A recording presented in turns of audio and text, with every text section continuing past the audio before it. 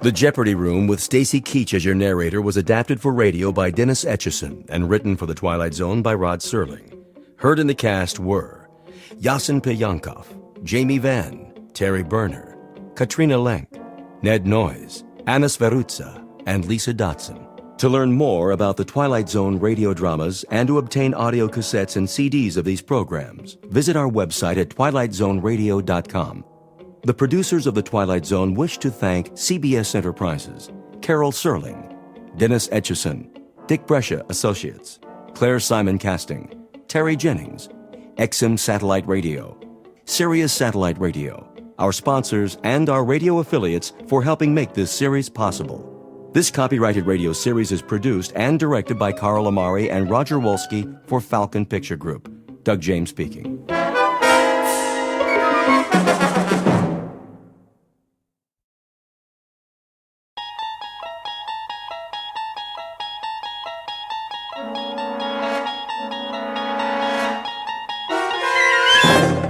You unlock this door with the key of imagination. Beyond it is another dimension, a dimension of sound, a dimension of sight, a dimension of mind. You're moving into a land of both shadow and substance, of things and ideas. You've just crossed over into the Twilight Zone.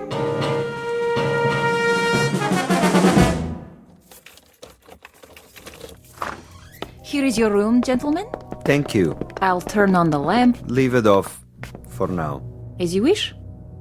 I am sorry it's so small, sir. It suits our purposes. Where is the bath? Down the hall. The hall? I can give you one with a private bath if you prefer. No. I said this will do. I'm afraid the dining room is closed at this hour, but you may take a meal at the cafe down the street. We're not hungry, my friend and I. Then I bid you good evening. Good night. Check the window, Boris. You chose the right room. Of course. There is Kuchenko, in his room, across the alley. Binoculars? Right here, Commissar. Yes. See? The Major lies on his bed, but he does not sleep. He will sleep very soon. Give me one shot with this rifle. Not yet, Boris. That would be too easy. Easy? A clean kill. I have something more challenging in mind. Something... Along the lines of a game, perhaps. I don't like games. Not even a game of cat and mouse? What for? To make him squirm a bit before the hammer falls? We waste time, Commissar. Patience, my friend. Hand me the phone. Who are you calling? Hickory Dickory Dock. Front desk. Yes. Excuse me, but do you have a Mr. Kuchenko in your hotel? One moment. Sorry, no one by that name. Ah, but I happen to know that my friend is staying there. Perhaps he's registered under another name? Andreev? I'll check. Yes, Mr. Andreev, room 963. Very good. Will you connect me, please? Yes, sir. Look, he hears it. Of course he does. He rises from the bed to answer.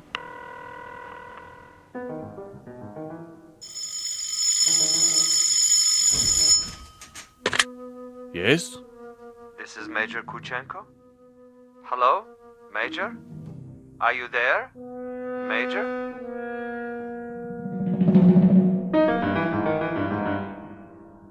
The cast of characters in our drama: a cat, a cat's assistant, and a mouse. This is the latter, the intended victim, who does not know but may have already guessed that he is to die. His name is Major Ivan Kuchenko, and he was lately an officer in the former Soviet Union. At this point he has, if events go according to certain predetermined plans, perhaps 3 or 4 more hours of living. But an ignorance shared by both Major Kuchenko and his executioner is the fact that both have taken rooms at adjacent hotels in a section of the city located beyond the checkpoints of the Twilight Zone.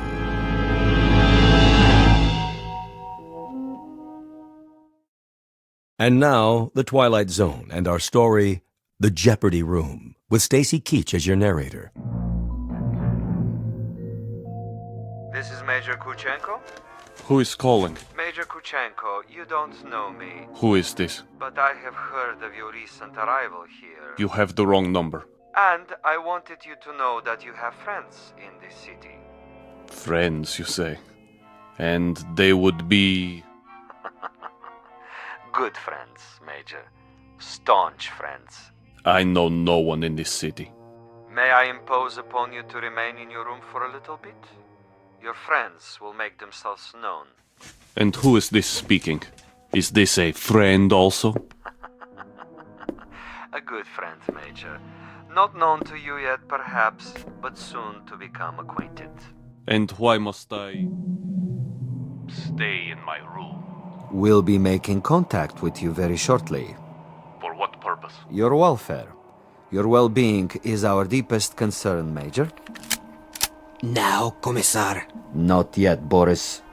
May I count on you to show some sense, Major? For your own safety, I urge you to remain in your room. You'll be seeing your friends before long. The mouse is in the trap. He stands at the window. Now, Commissar. Patience. But I have him in the crosshairs. I could make his head leave his shoulders at this range. That would give you pleasure, wouldn't it? A great deal of pleasure, Commissar. Just say the word. Even when he lies down, I can still see his head. I believe it, Boris. I know of your prowess, but put the gun away. Put it away? Lay it aside for a bit. We're not going to kill him. Ah, the eagerness of the young. They do not sip wine. They gulp it down like a soft drink. They do not fondle women. They devour them. They do not sniff at the essence of a perfume. They try to jam it into their nostrils. But now, consider the window across the way. The gentleman will die without question. But I want him to die, Boris, with finesse, with subtlety, with a degree of thought and care. A killing is a killing. And if a man is to die, what does it matter how he dies? Ever been to a bullfight, Boris? A bullfight? No, Commissar. I've never had that pleasure. A bullfight might serve to make the distinction. In such a contest, if the matador kills with grace, that is considered a good death. So, there are good deaths and bad deaths, are there? Precisely.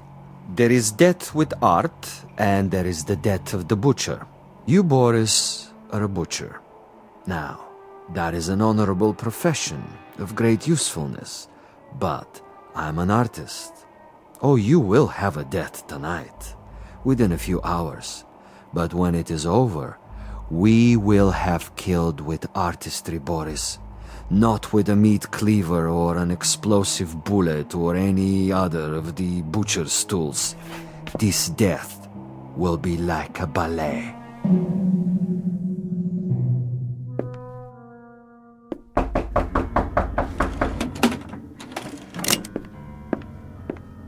Yes? Major Kuchenko? Who is it? A friend, Major. If you prefer, you can turn off the lights and find a hiding place. I'll come in with my hands up, palms open. Major Kuchenko? And you are? I am a friend. May I? For a moment? I would prefer that you put the gun away. Not a chance. Were you the one on the telephone? We had a brief chat earlier.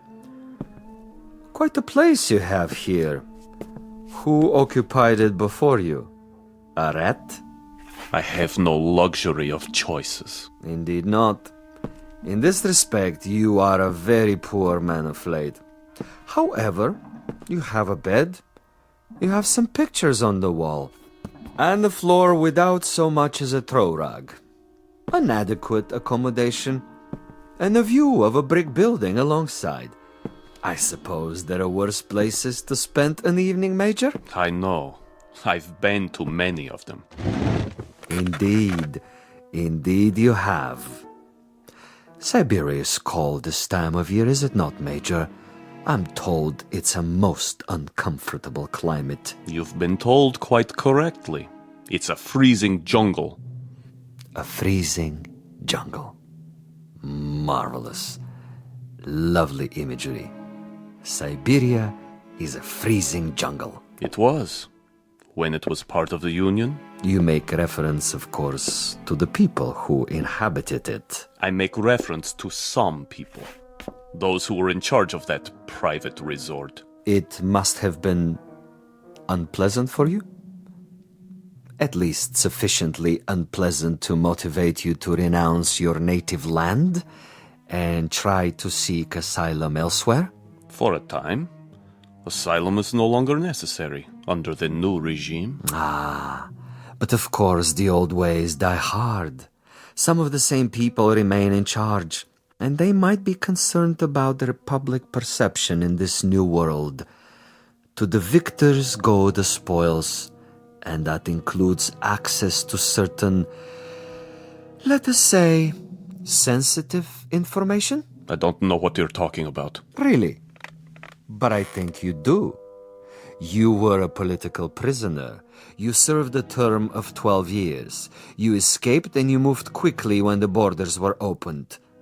To bring us up to date, you have made your way to a neutral country, somehow avoiding an official debriefing. You have made contact with certain foreign agencies, and now you're desperately trying to get on an airplane that will take you to a Western nation. But for some reason you feel that you're still under surveillance? Oh, it's more than a feeling. I know I'm under surveillance. Do you know by whom? I know very well. Can you tell me who they are? Look in the mirror. Commissar Vasilov. Very discerning, Major. You remember faces? I remember pain. I remember some interrogations that went on for many weeks. I had no calendar, but I made marks on the wall of my cell. How resourceful.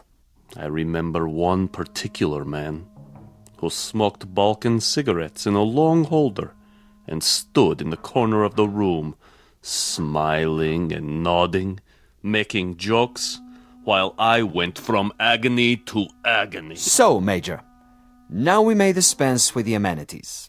The masquerade, the little give and take of two strangers feeling each other out. Agreed. Now we get to the point. Do you honestly think that we would permit you to book passage on an aircraft out of here?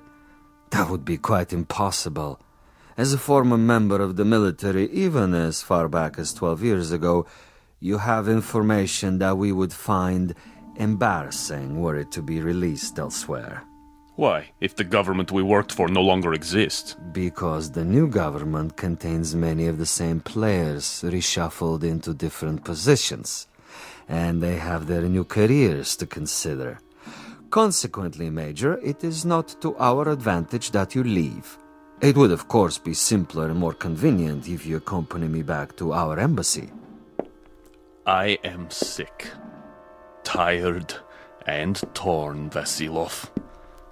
But I am not insane. I would sooner cut my wrists over a sink and bleed to death. That would be my choice in the matter.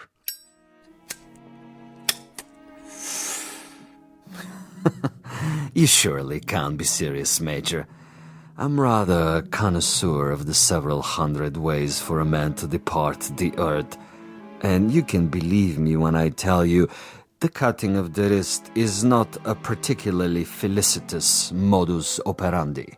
Quite apart from the pain, which of course must be attendant, is the fact that one dies slowly, and because of this, he has to be an eyewitness to his own demise. No, my dear friend, I'm afraid we are of two minds about that kind of death. But enough. I have brought you a small gift. Consider it a peace offering. Careful. Gently, Major. Gently. This happens to be a bottle of Amontillado. Quite rare and most pleasing to the palate. I have to repeat what I told you before, Commissar. I'm not insane.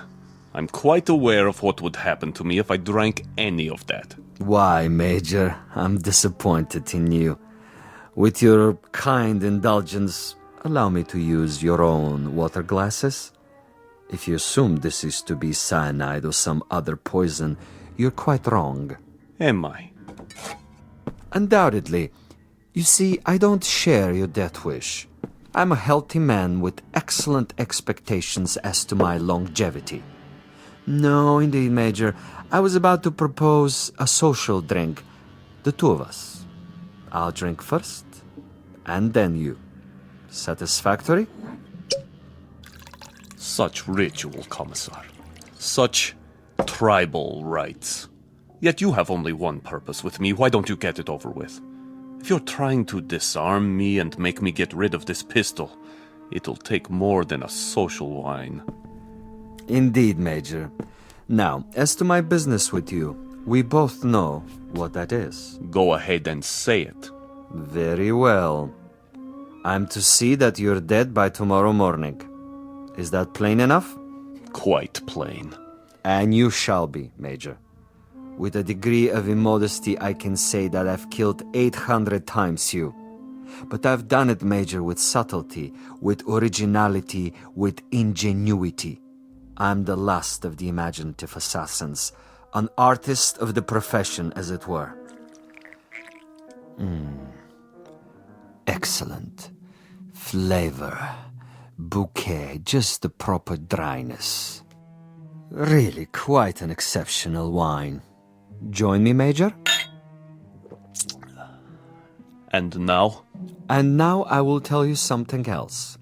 I will tell you something about you and me.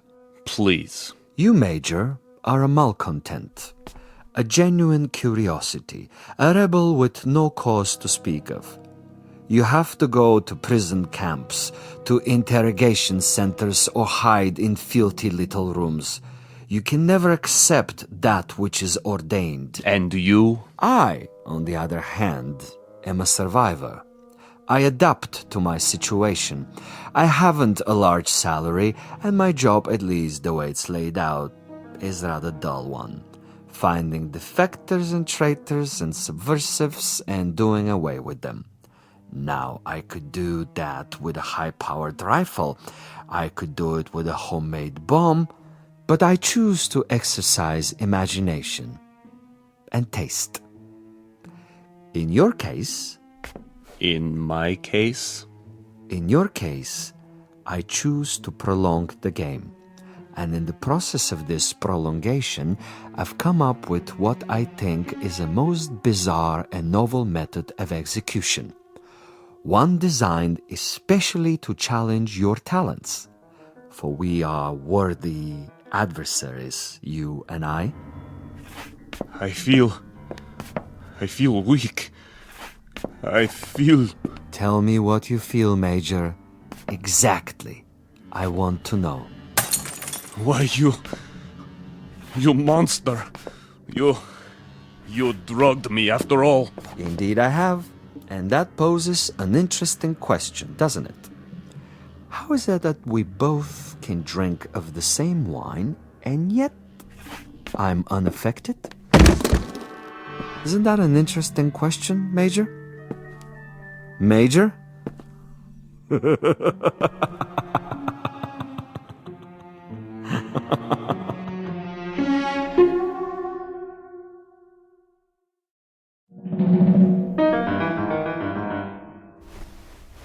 My head.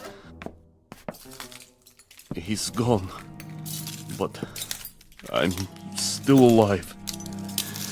So he wants to play a game. And he has left something behind. What is this? Greetings, Major Kuchenko. I'm an exceptionally good judge of men. Are you? And in my judgment of you, I made an assumption that you are sufficiently observant to see the tape recorder on top of your dresser and curious enough to play it. How could you resist?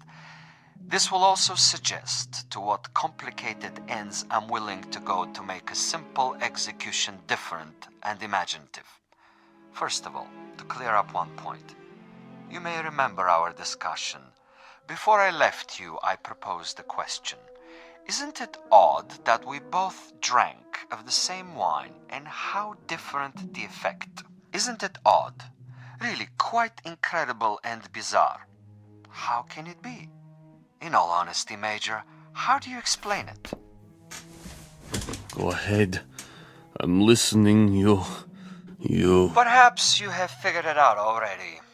The truth is, I have been imbibing this particular drug for many years, a sort of experiment with myself as the subject. I have now reached the point where my physical tolerance has risen so that I can drink it by the gallon and remain quite unaffected. This in itself is a rather common and uninspired trick, a phenomenon well known to the scientific community. But you will also note, and I hope with a degree of pleasure, that you have not been poisoned. You're very much alive. Where are you? As you've probably perceived, I am rather a gamesman when it comes to killing. I adhere to my own rules and ethics. Hence, Major Kuchenko, I have taken the liberty of removing your pistol so that you won't hurt yourself. Now listen to the following quite carefully. This is the game, and these are the rules. You have been asleep for roughly 3 hours. During that time, in addition to dictating this on the recorder, I have done the following. I have placed a booby trap in your room. It is not visible, but it is attached to a very common object that is in the room. If you trigger this object, it will detonate and you will immediately be blown up. Why not get it over with now? Sadist. Now, for a proposition.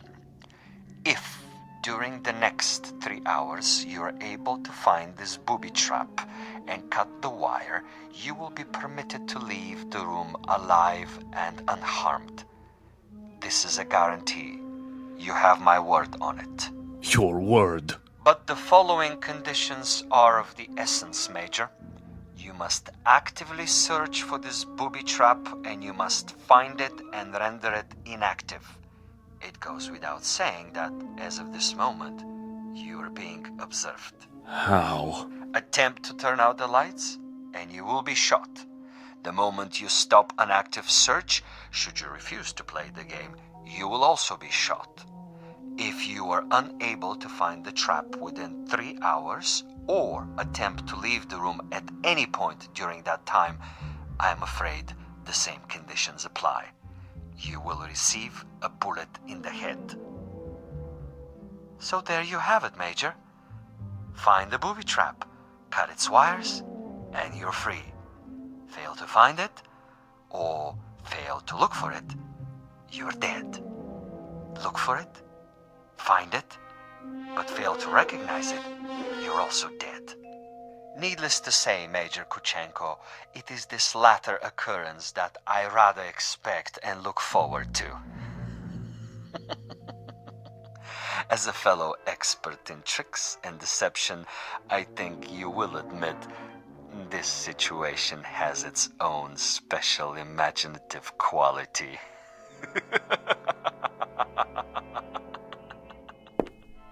Where are you? Where are you?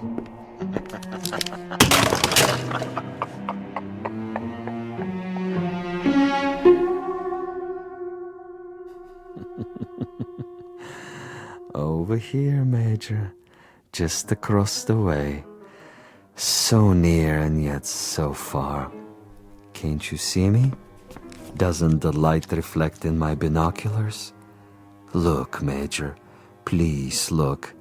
Try, I implore you. Where have you been, Boris? I brought food from the cafe. Food is of no consequence. Quickly, he's awake. Don't worry, Commissar. I have a clear shot anywhere in the room. Hold your fire until I tell you. But why such an easy target? Too easy. That is the difference between us, Boris. You are a marksman, but I am a gamesman. And the game is afoot. The picture frame. too obvious. The ceiling. The light fixture. Possibility. Nothing. Oh, you think you are so clever, Commissar. So clever. The bed, then. Under the mattress.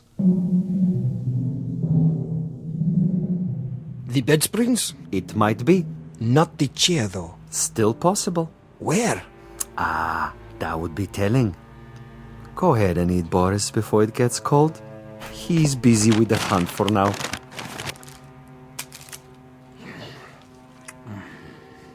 What did you bring? Sandwiches. Have one, Commissar. I never eat while I'm working.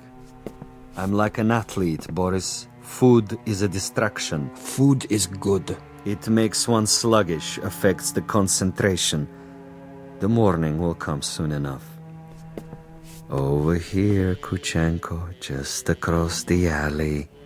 Don't you see? He sees nothing. But surely a fragment of light, a stray reflection. Perhaps he has seen us. Yes, he must know, but he refuses to acknowledge. He is too proud. He knows he must do this on his own and will not give me the satisfaction. The bookshelf. Or the books themselves. Which one? An atlas? A novel? The Bible, of course. It's already been moved an inch, 2 inches. But the wire? Where? One way to find out. The bookcase itself, then. Behind the books. In the wood, the nails. Or under the floorboards. Wait, think. Where would I put it? You want a real battle of wits, Vasilov? You've got it.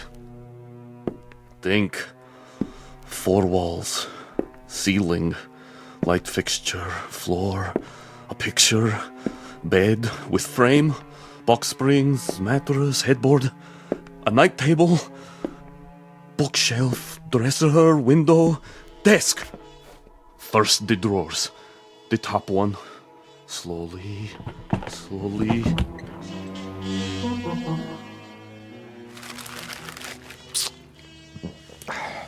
What is he doing now?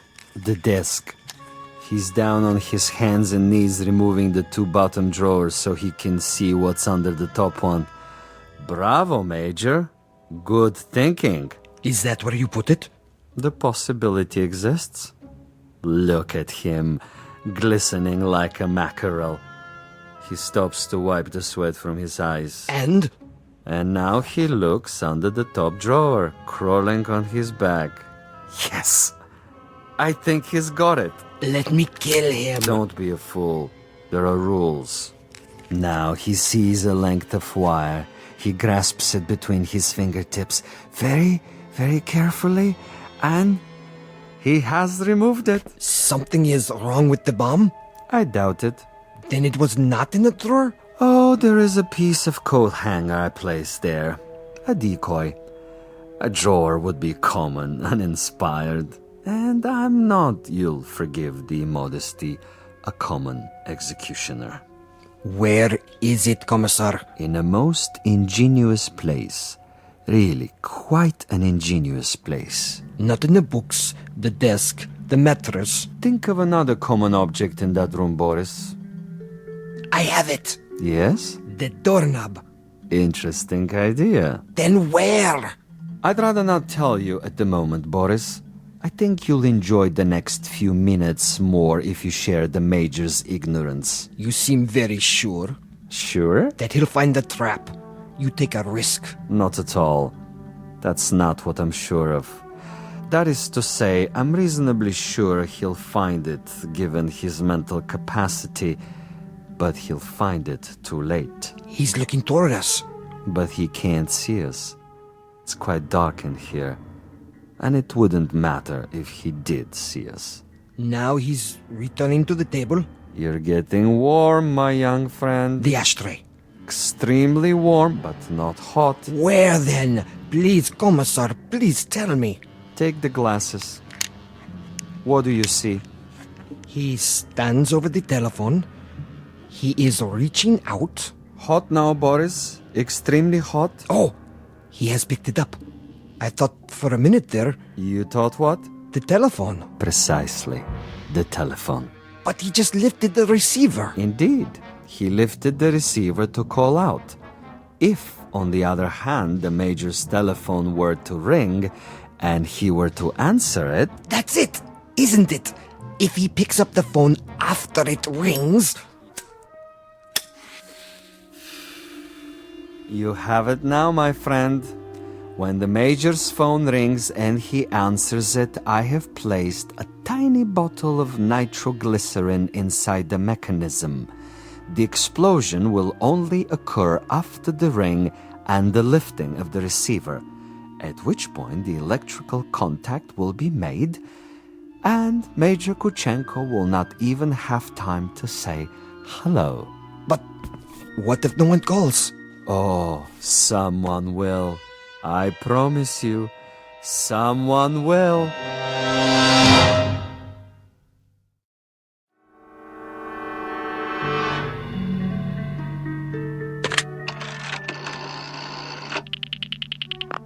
Front desk. This is the party in 963. I was wondering Yes, sir?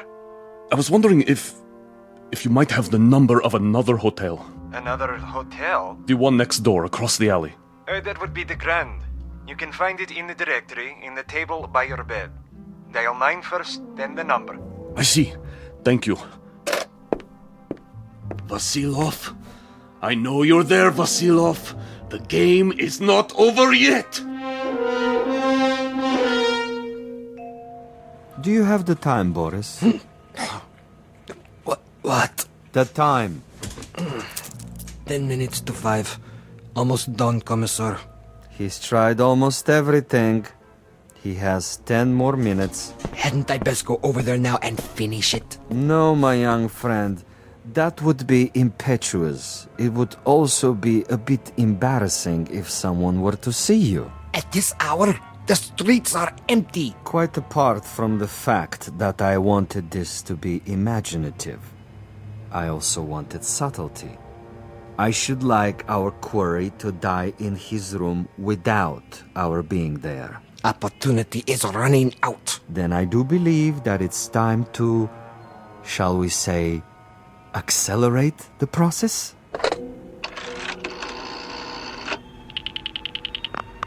Hotel Mont Blanc? Would you dial room 963, please? Thank you. I'll wait. There it goes. He's walking toward it. What's the fool doing? Why doesn't he answer it? I can't tell. He has his back to the window. Turn around so I can see. Now, Commissar. No. Would you dial 963 one more time, please? Yes, I know it didn't answer. Ring it again. What's he doing, Boris? His back is still to me. It can't be busy. I don't know. What's he doing? Use the glasses. He's turning around, lighting a cigarette. He's mocking me. Now, he suddenly dropped from sight. Kill him. I can only see the top of his head. He's moving across the room. Do it! You missed, you fool. He's at the door. Again! He's gone out of the room. And you missed him. You missed, you idiot! Flight 17 to Rome, Paris, and New York, now pre-boarding. Ticket, sir. Ticket? Oh, yes. Mr. Andreev. Passport? Right here. I see. Is anything wrong? No, sir. Everything seems to be in order. How many bags? No luggage. Not even a carry-on? I'm traveling light. Then here's your seat assignment. Please go to gate 17. How much time do I have? Boarding for coach class begins in 5 minutes. Good. Sir? Thank you. I'll be there.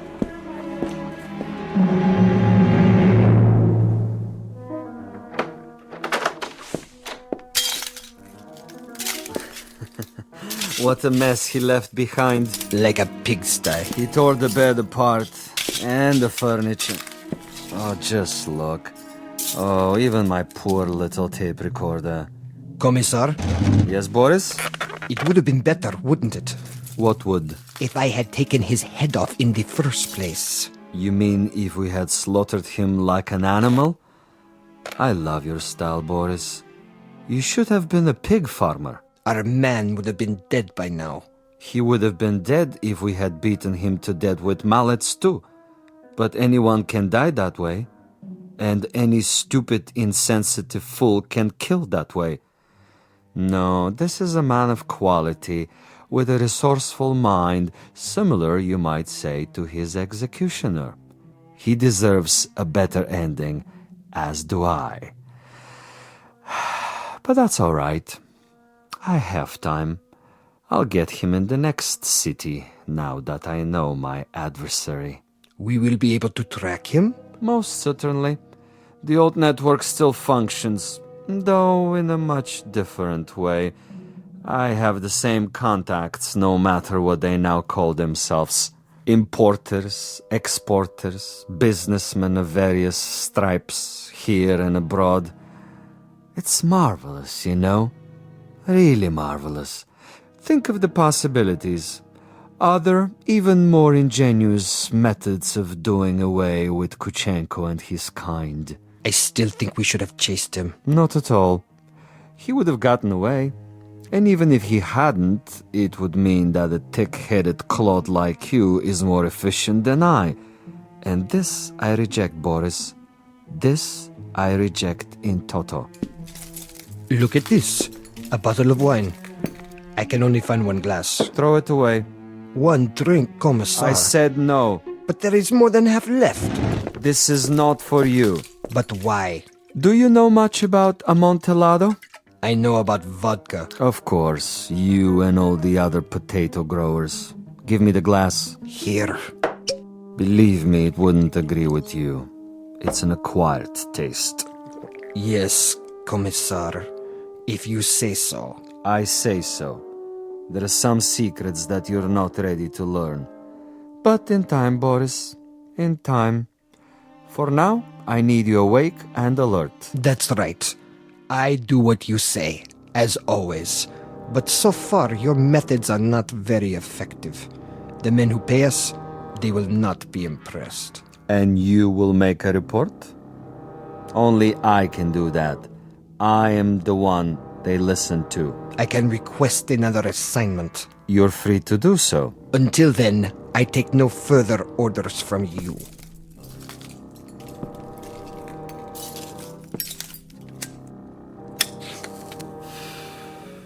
As you wish. You might want to reconsider, though. The resort in Siberia may be closed, but there are others. We have allies. All it would take is a single phone call. Comrade Boris, uncooperative, recalcitrant, unwilling to follow instructions. In this new order, there are not many positions for the uneducated, the blockheads with families.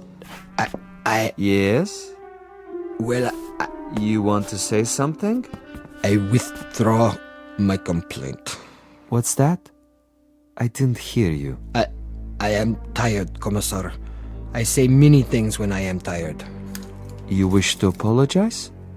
Yes. Very well. I will take it under advisement. In the meanwhile, see if Major Kuchenko left anything behind. Check the closet, the drawers. Yes, Commissar. And life goes on. The sun comes up and we arise to meet another day, to prevail by our wits and our wits alone. I'll get it, Commissar. No, Boris! I don't want... Fool, no! I'm sorry, sir. Your party doesn't answer. No? It doesn't ring at all now. You're sure? Mont Blanc Hotel, room 963. Strange. The line is suddenly dead. Thank you, operator. That means my message got through. Flight 17 Transocean Airways now departing for New York City via Belgrade, Paris, Rome, London, final call. Major Ivan Kachinko on his way west, on his way to freedom, a freedom bought and paid for by a most stunning ingenuity. Exit a gunman named Boris and one Commissar Vasilov, who forgot that there are two sides to an argument and two parties on every line. This has been a collect call, placed direct to you from a phone booth located somewhere in the Twilight Zone. More from the Twilight Zone after this. You are about to enter another dimension, a dimension not only of sight and sound, but of mind, a journey into a wondrous land of imagination. Next stop, the Twilight Zone. Hi, this is Stacy Keach. I'd like to take a moment to tell you about our Twilight Zone website at twilightzoneradio.com. At twilightzoneradio.com, you'll find the latest information on these Twilight Zone radio dramas, including behind-the-scenes photographs, plus the newest product releases, trivia contests, ways to contact us, other Twilight Zone-related info and merchandise, plus links to other fascinating websites. So make your next stop twilightzoneradio.com. Visit twilightzoneradio.com to purchase these Twilight Zone radio dramas on cassette and CD, or call toll-free 1-866-989-ZONE. That's 1-866-989-9663.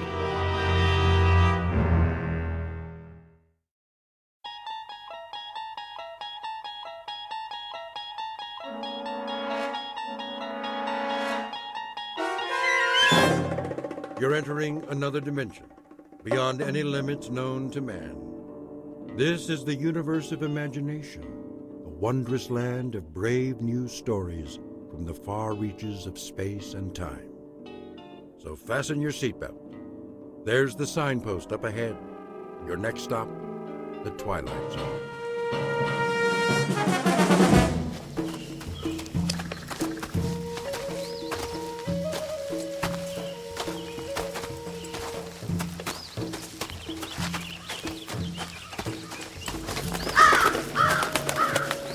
Man, what was that? Seagull, probably. No way. Let's move it, ladies. But Sarge... Now what are you crying about? Ramirez says it was a seagull. Yeah? From what ocean? You hear that, Manny? There ain't no beach around here. I didn't say it was. I said it could have been.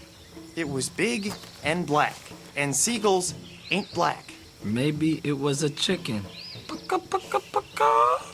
Now listen up, you jokers. We don't make it back by 1200 hours, we miss chow. Bob it. Yes, sir. See that big rock? Which one? Side of the trail, about 30 yards. Climb up, take a peek over the edge. See if anything's moving in the valley. Sure thing, Sarge. Ramirez. Sir. Go around the turn to the trees. If cemetery road's all clear, give me the high sign. You got it, sir. I'll watch your back. Now move.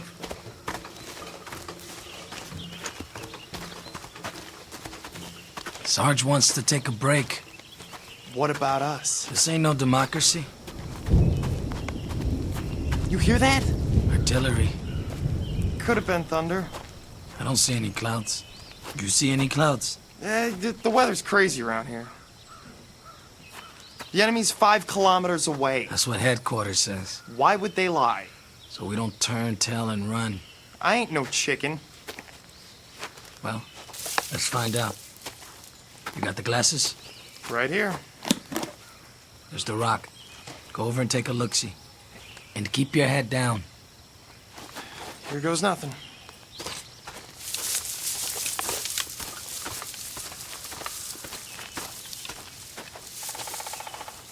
What do you see? Crop fields. Grass. That's all. My turn. Wait there. Hey, Manny, be careful. That was a mortar for sure. What do you know? It's raining. We better get going. I'd like to take me a little shower first. Oh! Manny! Manny! You're bleeding. Go back. Can you walk? I said go back. There's a sniper. I ain't leaving you here. Nice shooting, Sarge. You got him. Take cover! Ramirez is hit. He's losing blood. Get him to the trees! You were right, Ray. Hang on, Manny. It was a crow. I should have known. Crows are bad luck. Move! He can't walk. Lift his legs! It's too late. Promise me something. What? When the captain writes my folks, tell him to say, I didn't feel a thing. Get down!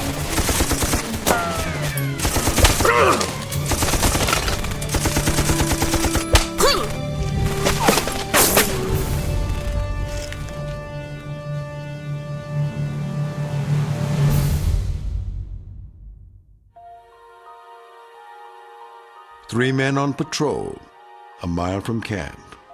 A simple reconnaissance mission. Or it should have been. The year? Take your pick. The place? It might be any on a very long list. This army happens to be American, but there are a lot of uniforms out there. The men, though, never change. Their job is always the same, to stop the enemy. The question is, at what price? And what of those who wait, for whom their lives are beyond price? They can only pray that every man comes back alive. Some, however, never come back. This, then, is their story. Tale of those who fight and those who wait in the Twilight Zone. Company, attention! One! Squad 1! One! Squad 2! Two! Squad 3! Dear Mr. and Mrs. Ramirez, your son Manuel served in my company for... that's no good. Your son, Private First Class Manuel Ramirez, served under my command for the past 12 months. During that time, he exhibited courage and... Sir? Oh, Lieutenant, come in. I was just finishing the letters. You ready for me to type them up? Not quite yet. Oh, if I'm interrupting... No. I could use a break. Coffee, Captain? Oh, I've had plenty. Help yourself.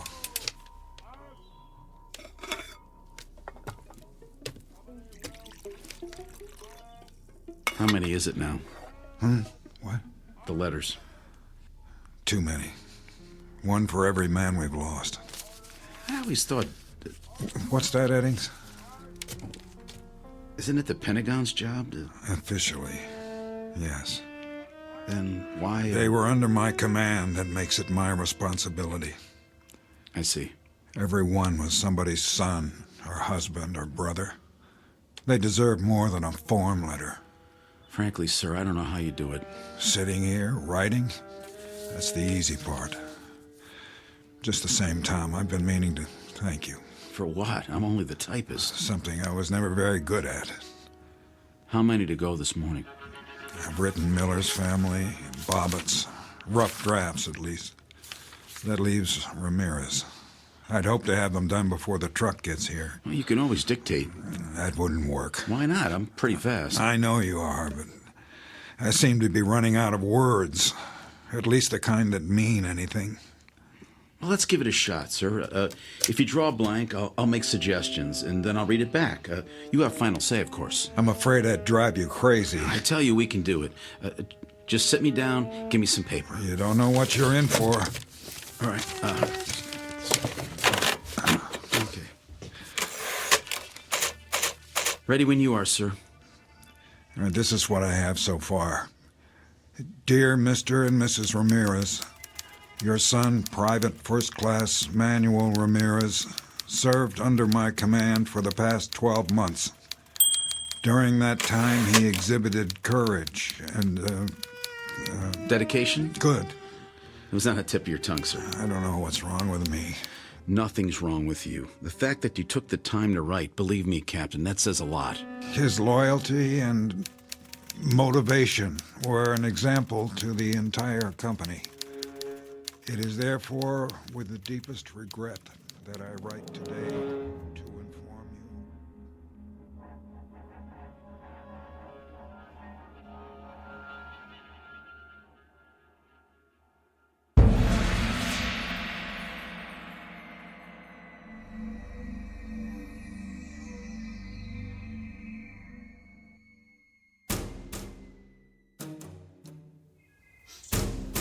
Present! Art! Order! Art! Hey, Lincoln. What? You seen the bodies? Yup. All bagged up. Where'd they put them? Behind the latrine, till the truck gets here. They laid them on the ground? No. They put them in the little chapel of dreams, done up in their Sunday best. What do you think? They shouldn't leave them out like that. Afraid someone's gonna steal them? No. Well, they're sure not gonna get up and walk away. We're talking about Manny. I went through basic with him. Me too. And Bobbit, and the Sarge. This morning we had mess together. So? And now, what are they? Dead meat. That's what. Missing and presumed dead. Same thing, isn't it? Once you're on the list, you don't come back, just like Inglis and Willard and Ruiz and... Forget about it. We used to have 100 guys. Now how many we got? 67. Who's next? I mean, if we don't watch it, we're all gonna be on the list. We're all... I said forget it, Cook. This isn't war games. You want to make it home in one piece? Then keep your head screwed on straight or you're done for. You got that? I just don't want to end up like I was nothing. We could bite the big one and nobody'd even know. What if they never found you? All you'd be is a name on a list. There's the truck. Now shut your mouth and do your job. You hear me?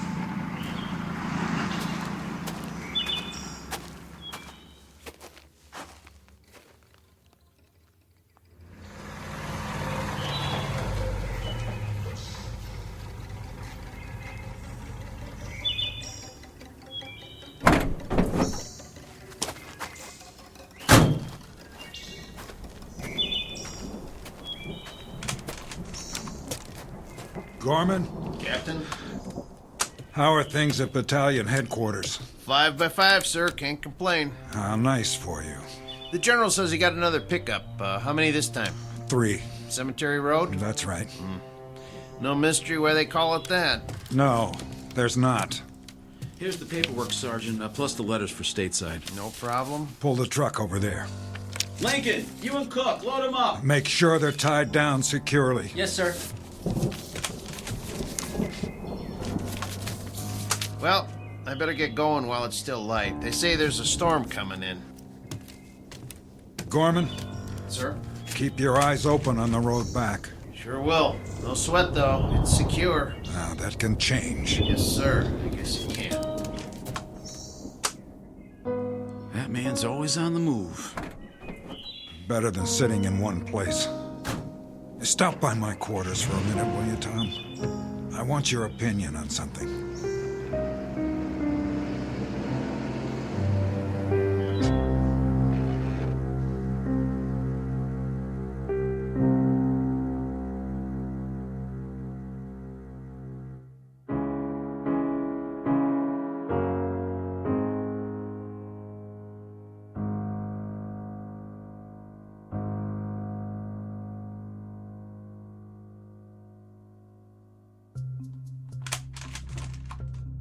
What is it, sir?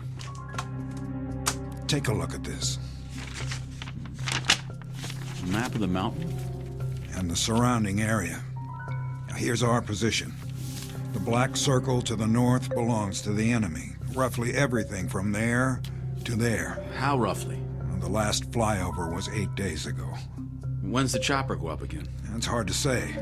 According to command, it's too risky. The weather? The pilot would have to come in low because of the cloud cover and then pull up before he hits the peak. There's no room for error. You could call in a blanket airstrike. On what? Everything inside the black circle. We don't know their present location. If they've moved, the locals may have come back. Headquarters doesn't want to bomb civilians, and neither do I. So until the weather lifts, all you can do is send out more recon. And keep adding names to the list. Missing, presumed dead. A terrible, terrible waste. Doesn't make sense. It does to the General. But Cemetery Road is a shooting gallery. Give me an alternative. Pull back for now, until we know more. Somebody has to hold this side. What if all they have is a few snipers up there? Then we better pray someone makes it far enough to find out. I don't like it. You think I do? We tried the Eastern Fork and we tried the West. We stopped before the road splits and we sat there and we waited. It doesn't make any difference. At the very least, they have some well-placed spotters. Either that or... Or what? They're preparing for a large-scale attack. Possible, but unlikely. The road's too narrow. Exactly. Listen, forget Cemetery Road. That's where they expect us to fight them. You know what I'd do if I were the enemy? I'd spread out across the floor of the valley, then move up to attack our flank. That would cut off our supply line. They'd have us right where they want us, like sitting ducks. That would also put them out in the open. It's too dangerous. They love that it's dangerous. They don't care about casualties. But we're not sure they're in the valley. How can we be sure if they only come out at night? It's so dense they have all the cover they need. There's one way to know, absolutely. All it would take is one man. One. Say he climbs straight down from the camp, away from the mountain, with a night vision scope and a camera. Then Command will have all the proof they need, because if I'm right, you know what he'll see?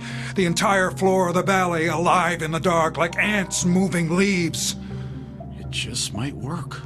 Of course it would. Can you imagine how many lives that would save? It's not worth wasting any more. My men aren't pawns, they're flesh and blood. Oh, forgive me, Tom. For what, sir? I'm just spinning my wheels. We both know that that's not the way the Army thinks. Forget I said any of it. I guess I just had to blow off some steam.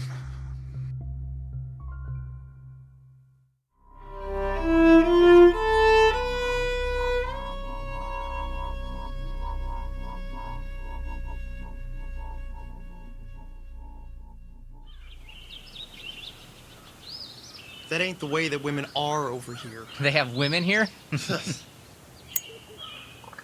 Hey, Sarge? What? Can I get some fresh coffee? What's the matter with what you got? It's kinda cold. Well, I'll tell the waitress to make some special just for you. Where's Lincoln? In the latrine, I bet. Maybe he locked himself in. Maybe he fell in.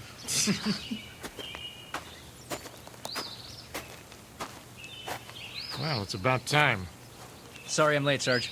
Where you been, Private? Looking for the lieutenant. Yeah? Where is he? Search me. Sit down, Jack, before you fall down. Any of you guys seen him? Not me. Me neither. Captain wants to know. Well, I thought... You thought what, Cook? Oh, nothing. The captain asked you a question. Well, it's like this. Last night I was trying to get some shut-eye, but I kept hearing a noise. So I looked around and... And what? I might have seen him. Where? Edge of camp, had his pack on, like he was heading out. But I know he wasn't on watch, and then all of a sudden he just disappeared. What do you mean? Well, he walked over to the rim, and that was it. He climbed down toward the valley? He must have.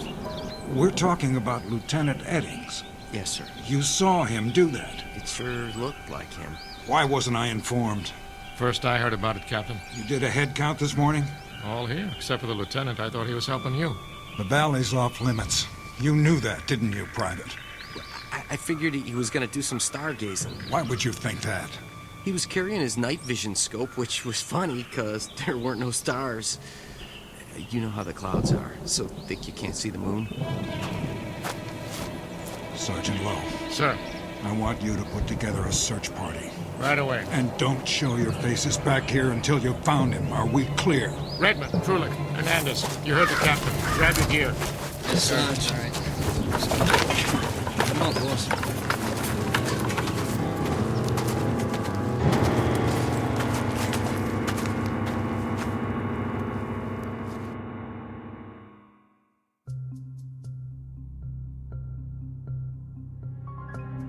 General? Captain? No, sir. This is Second Lieutenant Reaver. The captain's right here. Hold on. General Hostler on the line. Thank you, Reaver. General? Captain? What? your status. Repeat, please. What's that? It's the weather. It bounces the signal around. Update your status. We're still holding position. Any further losses? No, sir. Well done. Prepare to break camp. Say again? I'm pulling you off the mountain. You can't do that, General. I want you back at battalion before the rainy season. Not now, sir. What? I thought you wanted Blue Company out of there. Not yet. If we retreat now, there'll be nothing to stop them. I'll lay down artillery fire once you're out. But, sir, I still have a squad in the field. What's the mission? One last recon. We're about to pinpoint the enemy. I'm sure of it. How much longer? As long as it takes, General. For now, I could use some support on the supply road so I can get everyone out if they cut us off. How much support? How much have you got? I can spare a platoon, but only till your men are accounted for. Roger that, General. Sir. What is it, Reaver? Did you say recon? That's a term the old man understands. It's been 4 days since the search party went out. Longer than that for Eddings. What's your point? Well, shouldn't they be considered... Missing, presumed dead? After so long, I thought... You thought wrong. Yes, sir. The next step is always a regret to inform letter. That seals it. I don't want to write any more of those, not ever. Do you understand? I suppose I do. With a little luck, maybe just this once, I can buy them enough time for a second chance.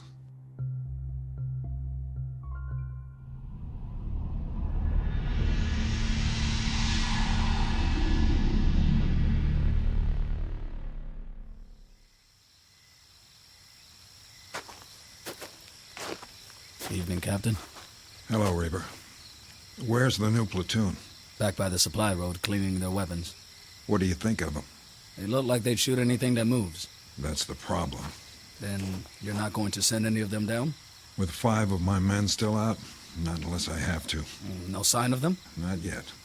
I'll call you on the walkie if I spot anything. Meanwhile, you ought to get some sleep, sir. I have 2 men standing watch. Which men? Privates Lincoln and Cook.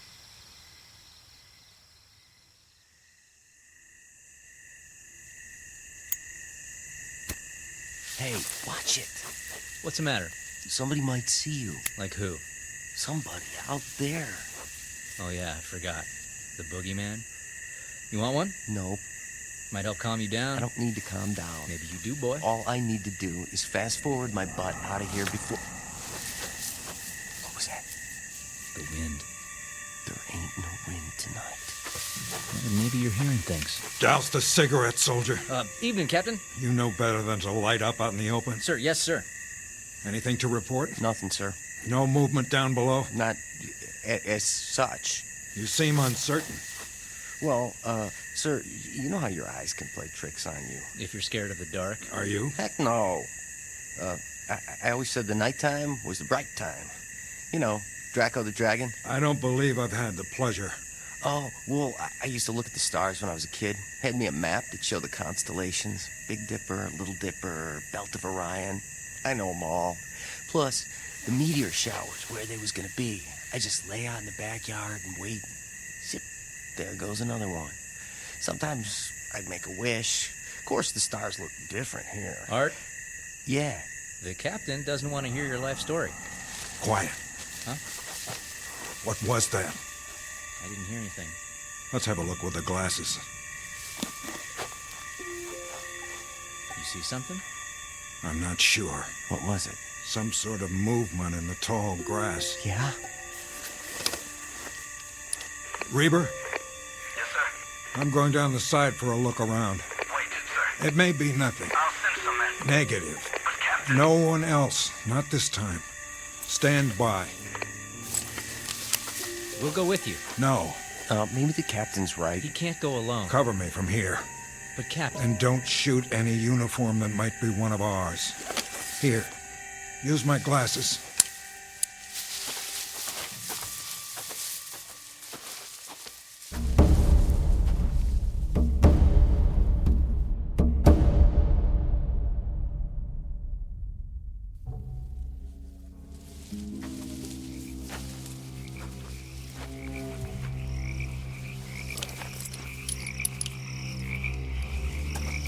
Reber? Where are you, sir? About 300 yards.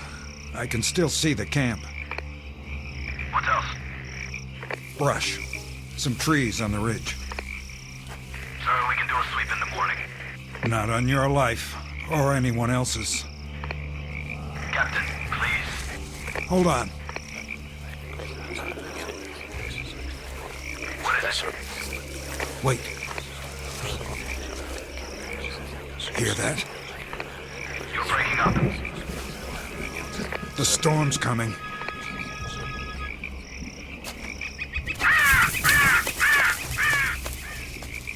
And that's not all. I'm sure of it. I'm losing you, Captain. There! What? In the lightning. I thought I saw it. Who goes there? Identify yourself. Are you hearing this? Signal. That's a rain. Captain. Sergeant Lowe? Redmond, Hernandez, Krolik, did you find him? Where? What happened to you? Your uniforms and your faces.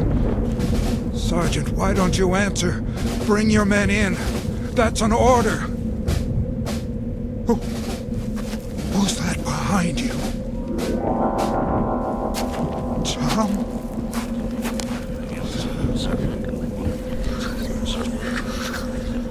Yes. Yes, I understand. Did you get that? Get what? The enemy's coming from the north. A massive troop movement. We have 72 hours at most. Tell headquarters, Reber. Tell them now!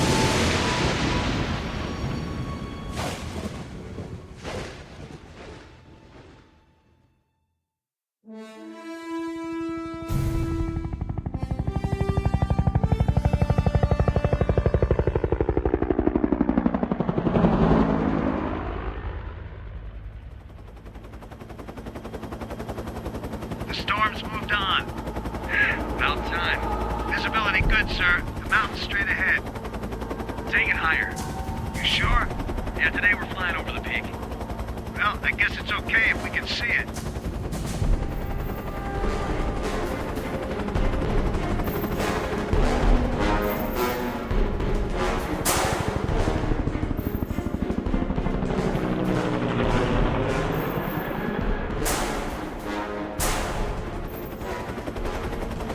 How's the trail look? West side's clear. The valley, too. You think the enemy pulled out? They must have. Their kind don't usually give up. Well, they could have reinforcements on the way. No ground troops in sight. The boys will be glad to hear it. There's Blue Company down below. Take her back now, Major? Maintain course. How far? North. A few kilometers.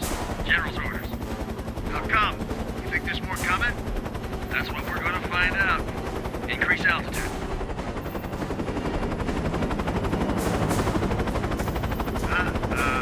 What you got? Smoke on the horizon. 10 o'clock. Oh, man, they are coming. Sure looks like it. They're burning farms on the way. Radio headquarters, tell them to dig in. It's going to be a full-scale offensive.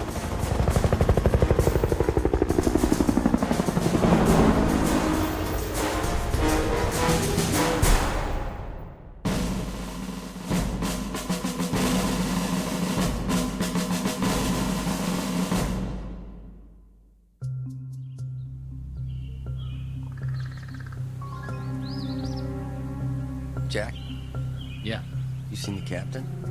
he'll be along. You can set your watch by it. That's the truth. Every 15 minutes. That's all he does, walking back and forth, checking the valley.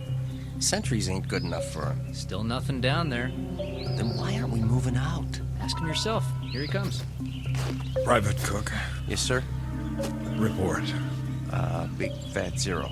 You're positive? Stone dead, Captain. What are we supposed to be? Be quiet. But, sir... Quiet. What is it? I thought I heard them. Who? Don't play dumb with me, Private. I'm not, sir. I mean... You know Sergeant Lowe, don't you? Know him? Why, sure. And Private Redmond? Yeah? And Hernandez and Krolik and Lieutenant Eddings? We know all of them, sir. Or we did. Then you should have no trouble recognizing them. Huh? They may have trouble getting up the side. It's still muddy. Let me know at the first sign. Yes, sir. He's losing it big time. Don't he know they're dead meat by now?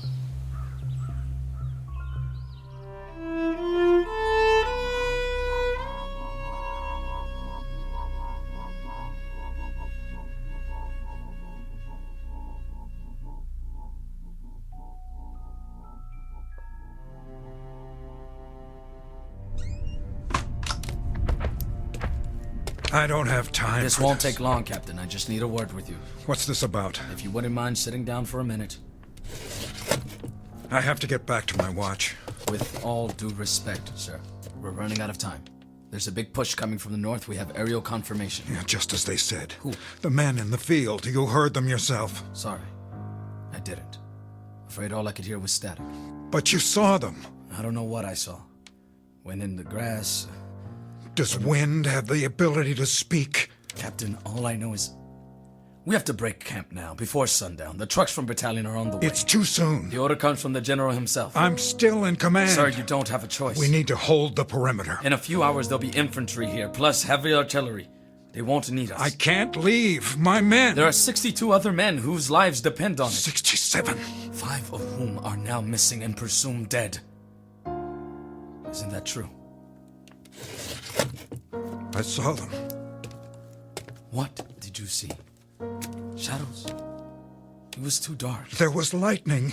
You saw what you wanted to see. How long since you've slept? They were there, I tell you. Lowe, Hernandez, Redmond, Krolik, and Eddings. You saw their faces? Some of them didn't have much left, rotting away like their uniforms. But in the lightning, I saw burned skin and wounds, horrible wounds. They could barely walk. They were trying to get back. They must have lost their way. Some of us went down, sir, to the place where you were. We searched every inch of it with flashlights. There was nothing. Not even a mark in the grass. In that case... Yes, sir? Borrow men from the platoon. Make one last sweep. Several hundred yards to the ridge. And if they don't come back either? What? If they're shot at, or blown up, or burned, and you refuse to put them on the list, what do you think will happen? Do you honestly believe they'll wait till you decide? Not alive, but not dead either. That it all depends on you? Who has that kind of power? Please. Think! What if you never write another letter about another GI? Will they stay that way forever? The living dead? The undead? What if God Almighty goes on strike and nobody ever gets cut down again? For heart attacks or disease or old age or anything else? There'd be no room left on Earth. Is that really what you want? Then what? Listen to me. It's over. You can't save them all. They completed their mission. The time's come for them to rest. They've earned it. Then do one thing for me. If I can.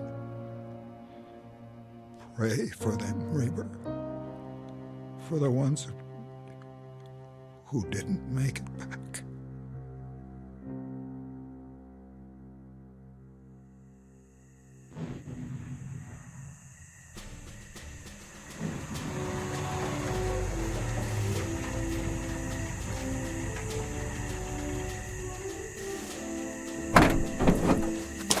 Okay, everybody out. Unload the trucks. Sir, yes, sir. Yes. Okay. On the double. Let's go, let's go, let's go. Move.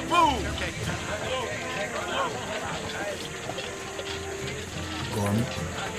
Hi, Lieutenant. Bet you're glad to see me. Am I happy? New company's packed up and ready to roll. We'll turn around and head back as soon as I get everybody emptied out. We didn't leave them much. It's all right. We're gonna camp out under the stars tonight. Tell them to make a wish.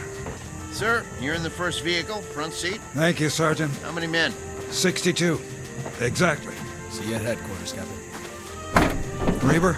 Yes? I'd like you to ride with me.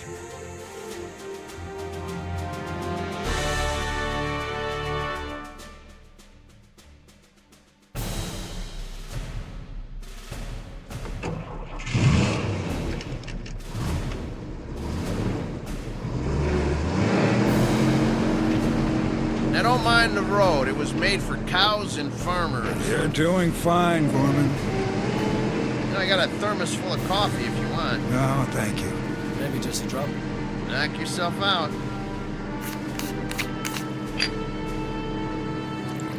Some sight back there, huh? What's that? The truck's on our tail. Check the side mirror. Heads bobbing under the tarp every time they hit a bump. Somehow, I don't think they'd mind. Those drivers don't know the way like I do. Never been to Chinatown, Sergeant? Which one? It doesn't matter. I was just thinking about Chinese New Year's. Yeah? They have those big paper dragons, you know, with 5 or 6 guys underneath to hold them up. Yeah, right.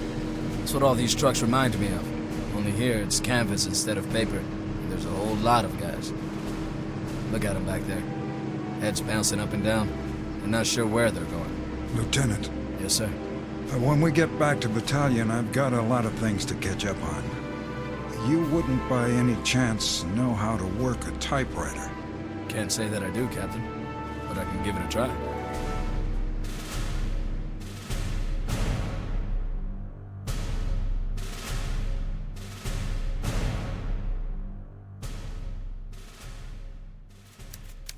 Dear Mrs. Eddings, in the course of my military career, I never had the privilege of serving with so promising an officer as your husband. Such intelligence, bravery, and commitment are rarely encountered in the Army, or indeed anywhere else. I considered Tom Eddings a fine man and an outstanding first lieutenant. It is therefore with profound regret that I write today to inform you of his last selfless act of courage during an incident under my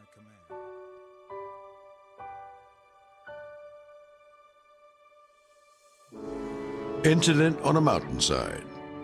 A fable to file under ghost stories. Or perhaps a brief side trip on the road to understanding. But however you view it, know that we can't forget the price paid by others in our name, or refuse to grant them the peace earned by their blood. Such matters never die, here or in the Twilight Zone.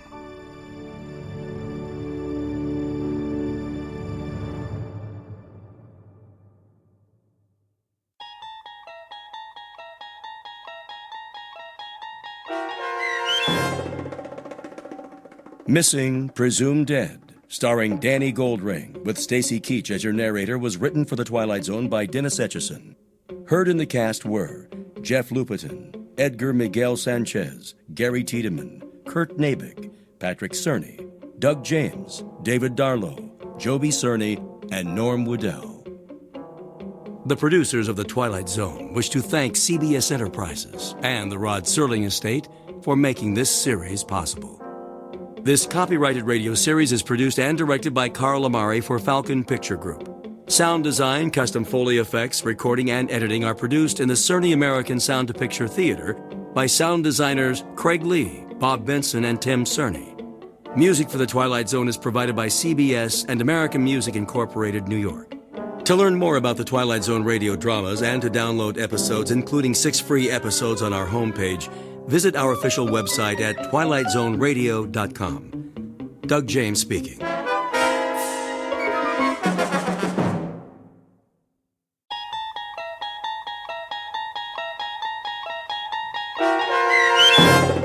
The Howling Man, starring Fred Willard, with Stacy Keach as your narrator, was adapted for radio by Dennis Etchison and written for The Twilight Zone by Charles Beaumont. Heard in the cast were Christian Stolte, David Darlow, Doug James, and Anna Sverutza. To learn more about the Twilight Zone radio dramas and to obtain audio cassettes and CDs of these programs, visit our website at twilightzoneradio.com. The producers of The Twilight Zone wish to thank CBS Enterprises, Carol Serling, Dennis Etchison, Dick Brescia Associates, Claire Simon Casting, Terry Jennings, XM Satellite Radio, Sirius Satellite Radio, our sponsors, and our radio affiliates for helping make this series possible. This copyrighted radio series is produced and directed by Carl Amari and Roger Wolski for Falcon Picture Group. Doug James speaking.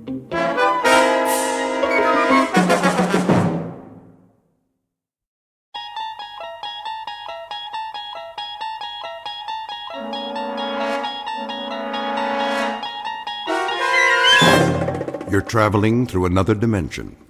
A dimension not only of sight and sound, but of mind. A journey into a wondrous land whose boundaries are those of imagination. Your next stop, the Twilight Zone.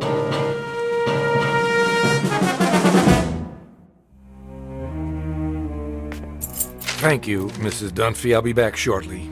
You're going out? I'm afraid so. But you've only just returned. Unfortunately, that is the nature of my work. Another business trip. The most important of all. But first, there are arrangements to be made. I've prepared your afternoon meal. I'm sure it will keep. Can you not make these arrangements by telephone? No. Some things can't be left to chance. In the meanwhile, follow my instructions precisely, to the letter, Mrs. Dunphy. Do I make myself clear? I believe so. You believe so? Then let me make it absolutely clear. Sit down for a moment. But if you're on your way... It's necessary that you understand. And the only way to be sure is to tell you how it began. Please. If you wish, sir. I must warn you, it's an incredible story. I, of all people, know that. So incredible that you won't believe me at first. But I'm going to tell you everything. Then you will believe. Because you must. You must believe. Do you know Central Europe? Europe? Only as a child, sir. It started there many years ago, after the First World War. I was on a walking tour of France, Belgium, and Germany. I decided to travel alone with only a small pack. The confidence of youth. Germany was magical then, a place of valleys and mountains and swift, dark rivers. There was nowhere else like it, a fertile land where everything grew tall and straight out of the earth. I was struck by the richness of the soil, the verdancy of the hills. Stepping across the border from Belgium, where the mustachioed guards saluted like tin soldiers, I entered a different world. Everywhere I looked, a swelling green ocean. On the farthest hills, tall, ancient buildings of stone. Estates, monasteries, castles, or what have you. Some of them in ruins. I stood a moment at the border and watched the hawks circling above, wondering how such a miracle could be. It was as if I had passed through an invisible door from a musty room into a magical kingdom of winds and light. But so much can change in an afternoon. By nightfall, clouds filled the sky and the storm moved in to darken the landscape. The nearest village was miles away. I was unprepared, dressed for a stroll up the Champs-Élysées, perhaps. In minutes, I was drenched and chilled to the bone. And I saw it. A medieval castle, bombed almost to ruins, sitting like a broken fingernail atop Schwarzhof Mountain. I came to a wall of gray stone. It was an iron gate. Please! Please! Someone! Please let me in!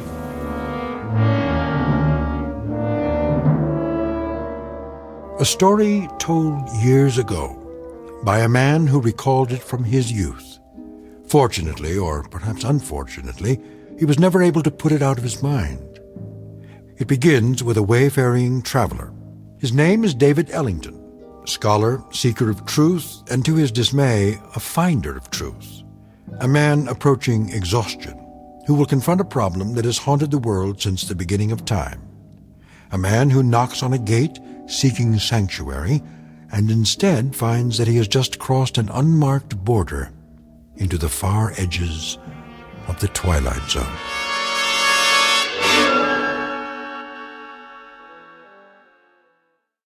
And now, The Twilight Zone and our story, The Howling Man, starring Fred Willard, with Stacy Keach as your narrator.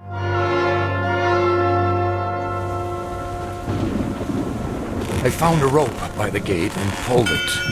Please! Someone! Yes? What is it? Let me in! I'm sorry. You don't understand. I'm traveling on foot. We don't allow visitors. I'm not a visitor! What is this place? It's called the Hermitage. And I'm a stranger caught in the storm. Your robe, the cross around your neck. You're a man of God. I'm lost. Don't you understand? Lost. Very well. Follow me. Thank you, brother. You're ill. I'll be all right. Once I dry out. This way. What are these rooms?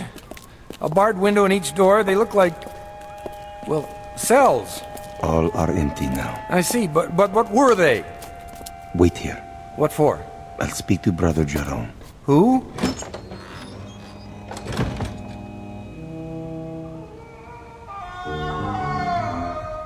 What in the... Brother Jerome will see you now. Oh, what was that? The wind. Are you sure? Come. The room had almost no furnishings. A straw pallet, a rude desk and chair, some books and religious oddments, very stark.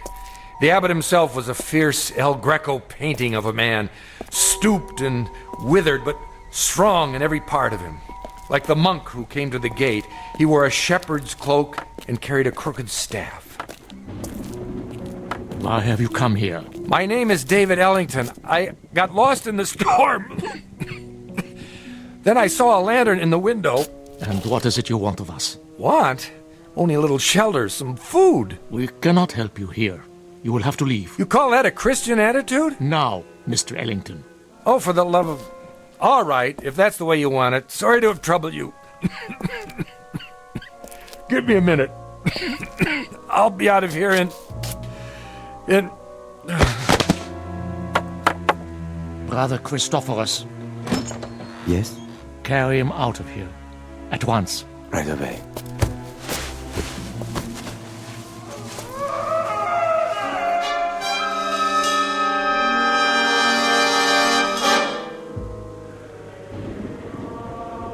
I don't know how long I remained unconscious. When I came to, I was in a primitive cubicle, one of the cells.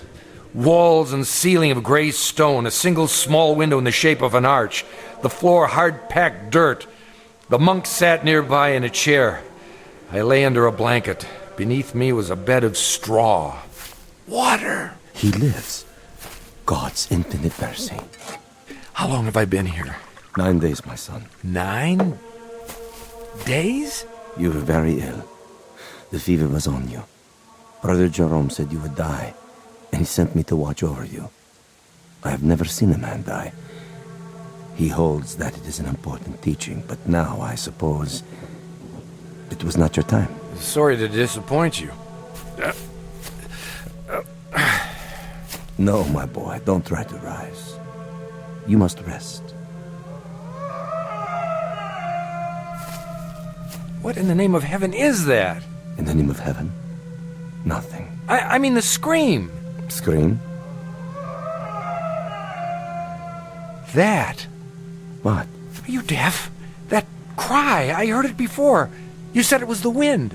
Ah, The wind cleanses the land after a storm. But it isn't the wind, is it? I don't understand your meaning. It's a man. Careful. You must regain your strength. There! Don't tell me you didn't hear it! Perhaps you would like some soup. It's cold, but nourishing.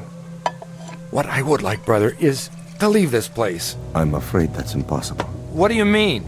Only that you're not well enough to travel. And of course, you won't be well enough to travel as long as you think you hear such sounds. Now, the soup. I don't want it. Open, please. There. That's better.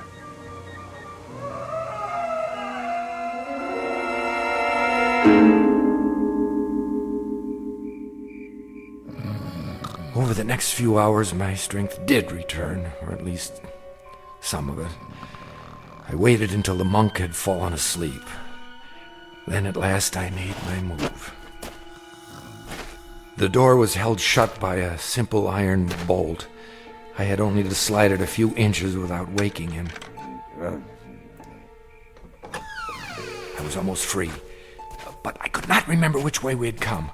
When I turned into another corridor, I realized I was lost. It was a maze of dark passages and doors. Here, a part of the ruined ceiling was broken away, and I saw that the moon had risen. In the naked light of the moon, I saw one door different somehow from the others. At first, I was not sure why. Then I realized that in place of a bolt, it was held shut by a piece of wood, a mere stick, crooked and curved, like the peculiar staffs carried by the monk and the abbot, only in miniature, no greater in length than my forearm. On this door, and this door alone, a small wooden staff replaced the iron bolt. How odd! I looked through the opening in the door. Inside, a filthy, shadowed hovel, no table or chair, no straw for a bed. It appeared to be empty. What? There was a man, huddled in the corner, holding his knees and rocking, head back like an animal. In the soiled moonlight, I saw his dirty beard, his rotted clothes. Who are you? Help me. Stay back. No, please. In the name of humanity, help me. But who? You're not one of them. No, my name is Ellington. I'm an American. Shh. What are you afraid of? Them. Listen. Do you hear them coming? No, but why? They will look for you. We only have a moment. You speak as if I'm a prisoner. Aren't you? I'm not sure. Come closer, and I'll explain. Explain what? Don't you know what they are? These men of God. They are mad, Mr. Ellington. All of them, raving mad. Why do you say so? I was in the village, in Schwarzhof, doing nothing out of the ordinary, walking the street with my woman. We were holding hands, that is all. Do you see anything wrong with that? Well, of course not. But what? We paused to rest by a tree in the shade. And then we kissed. Yes, I admit it. Is it wrong to kiss? Tell me. Why, no, I don't think so. You don't think so. I don't think so. But Jerome, that lecherous old fool. The gaunt man, the one in charge. So, you have seen him. As I kissed her, a shadow fell over us. We looked up and saw him standing there. I opened my mouth to speak, but before I could utter a word, he raised the wooden staff he carries, so heavy. You've seen it. Yes. And he hit me again and again. He smote me like an angry god, or a man who thinks he's God. I woke up here. No. I swear. They flogged me with knotted ropes. I asked for food. They would not give it to me. I begged for water. They gave me none. Then they threw me in this filthy room and locked the door. Well, why? For revenge. Jerome wanted my woman. Are you sure? Yes. That disgusting old man, that fanatic. He wanted her. And when she refused his advances, he took his fury out on me. Your story, I find it difficult to believe. Of course you do. That's the strength of the man. He makes his madness seem a harmless thing, the beliefs of a religious zealot. But this is not a religious order, Mr. Ellington. These brothers of truth. Is that what they're called? That's what they call themselves. The real truth is they're outcasts, misfits, cut off from the world because the world will not have them. Have you heard of their sect before, of this hermitage? No, I haven't. Mr. Ellington, you must believe me. I don't say they're all evil, only mad. And here, within these walls, they answer to no law but their own. Wait for me. Where are you going? I'll speak to Jerome. No, you mustn't. If I remind him that false imprisonment is a crime... I tell you, he's the greatest maniac of them all. Quick! He's coming. Hide yourself. Mr. Ellington. No.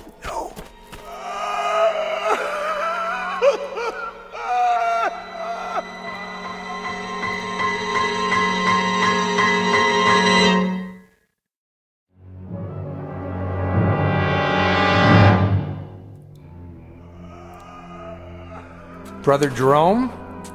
I did not know you were well enough to walk. I still feel weak. Brother Jerome... Come with me, please. Look here, This way. Where were you going? I was looking for you. It was unwise for you to wander on your own. The corridors can be treacherous. Oh, can they? In what way? The building is very old. One might trip and fall without a torch. Or go where one is not meant to go, is that it? See something perhaps that you're ashamed of? I do not know to what you refer. Don't you? Oh, then you don't know the grounds very well. I saw something just now that violates the law of this country and of humanity. I must ask you. And I must ask you, Mr. Ellington, to leave the hermitage at once. We lack proper facilities to care for the ill. You certainly do. Arrangements can be made in Schwarzhof. Just a minute. No, not a minute. Not an extra second, Mr. Ellington. Now. I thought you were concerned about my health. I am. But now you want me gone regardless. Why? I have explained that. You've explained nothing. Based on what I've seen, I question your motives. I question your entire operation here. You are making assumptions. I certainly am. Now, look, no one invited me to come here. I realize that. I arrived unexpectedly, and you're not prepared for visitors. But I had no choice. And there is no excuse for your behavior. I suppose it was only a matter of time before you brought out the knotted ropes so that you could flail me or whatever it is you do for amusement. My son. I'm not your son! There are many things you don't understand. That's right, I don't. So begin with this one. Tell me, why are you in such a hurry for me to leave? What more are you afraid I'll find out? More? Besides the man you've got locked up in that cell. What man is that, Mr. Ellington? The one we just left. The one who's been screaming his head off.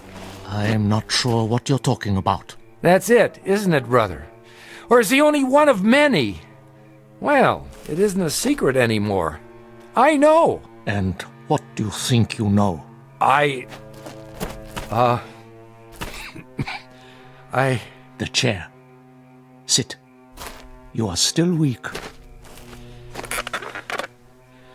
Brother Jerome, I know very little about this cult of yours, what's permitted within these walls, but I doubt very seriously that you can imprison a man against his will. That is quite true.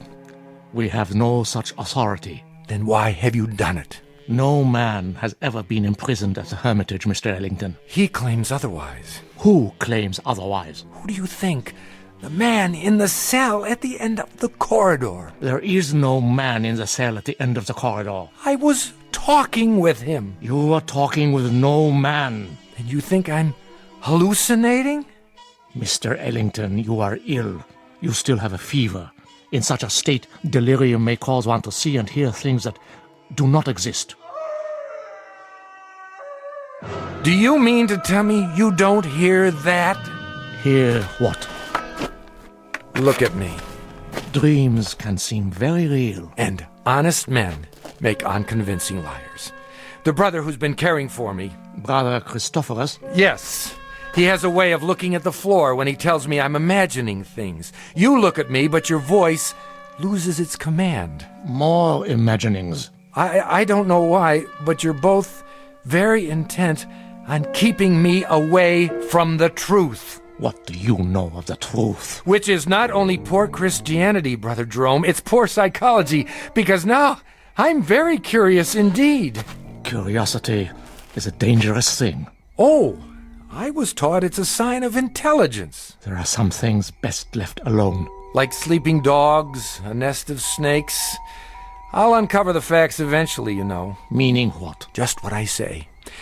I imagine the local police will be interested to learn that you're keeping a man locked up here. I tell you, there is no man. All right, let's forget it. I'll deal with it in my own way. And what way is that? However I see fit. It's no concern of yours now. Oh, and I apologize for not dying. Maybe some other time, brother. Mr. Ellington. A last word? Bon voyage? Don't bother yourself. I'll make it to the village with no further delay, I assure you. Mr. Ellington, the prisoner in the cell, it's a delicate matter. Ah! So you admit it? A terrible thing. He's violent, dangerous, more dangerous than you know. We are obliged to lock him in the cell. I'm sure you can understand. I understand that you're still lying to me. Goodbye, Brother Jerome. Would you really go to the police? If you were in my place, wouldn't you? Very well. Close the door, Mr. Ellington. I have told you the truth, but only a part. Now I see that I must tell you the whole of it. May God forgive me. Then you do hear it. As I have heard it every hour of every day, for 5 long years. Why did you lie? I didn't. Oh, but I think you did. And now the skies darken. The storm returns. I should have known. When I told you that no man screamed in the abbey, I spoke the truth. It is not a man, you see, Mr. Ellington. It is the devil himself. You're joking with me, aren't you? No, Mr. Ellington, I am not. Would that I were. It would be so much easier. But the prisoner in the cell, our only prisoner, is in fact Satan. Oh, come now. Otherwise known as the fallen angel, Ahriman, Asmodeus, Belial, Diabolus, the devil made manifest. You asked for the truth. Now you have it. Do you believe? What? Oh, sure. Now it is you who are lying, Mr. Ellington. You don't believe me at all. To the contrary, you're even more certain of what you've suspected all along, that I am mad. Well, sit down. I will tell you a story. And then we'll see how certain you are of my madness or of anything else. Drink. What did you say? Some brandy. For thy stomach and thy infirmities. No, thank you. Don't worry. It's not poison. A very old vintage. I'll drink with you. What is it you wanted to tell me? I presume, Mr. Ellington, that you consider yourself sophisticated, a worldly man. Why do you say that? You're young, rich by your clothes, and reasonably well educated. Harvard? Yale. Exactly. Having a last fling before settling into the family business. How did you... You are an open book, printed in very large type, with pictures. Of course, you consider us primitive, because we're living in seclusion away from the real world. To you, we're misfits. Please, I know all the theories. I assure you, brother... No, Mr. Ellington, it is I who am assuring you. that I am not the ignorant fanatic I might seem. I coped with your world for 40 years before I left it, and rather successfully by your standards. The best schools, a degree in philosophy, a job that took me to all the corners of the earth. This beard and this staff and this faith represent nothing but a different point of view. If you understand that, then perhaps you will listen to what I have to say with an open mind.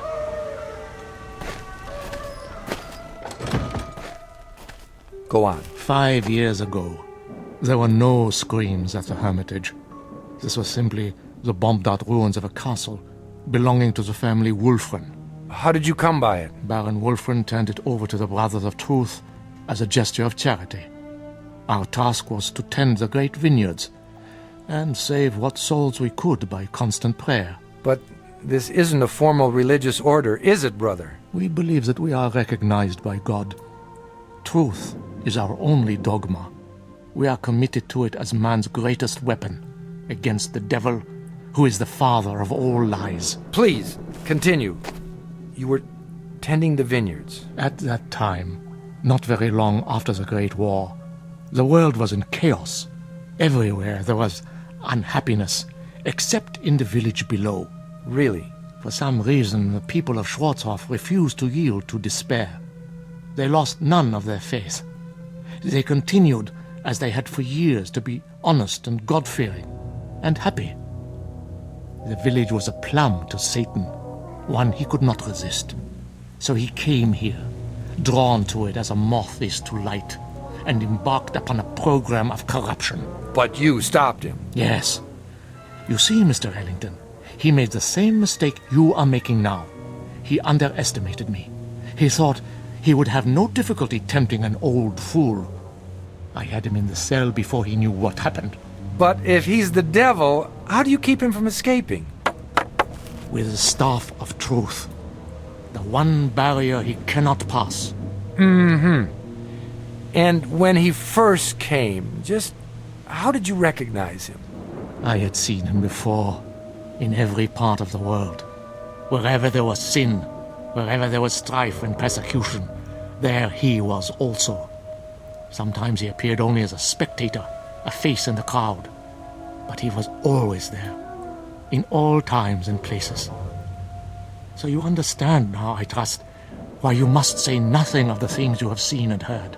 Brother, not that I doubt you, but is it possible that you've made a mistake?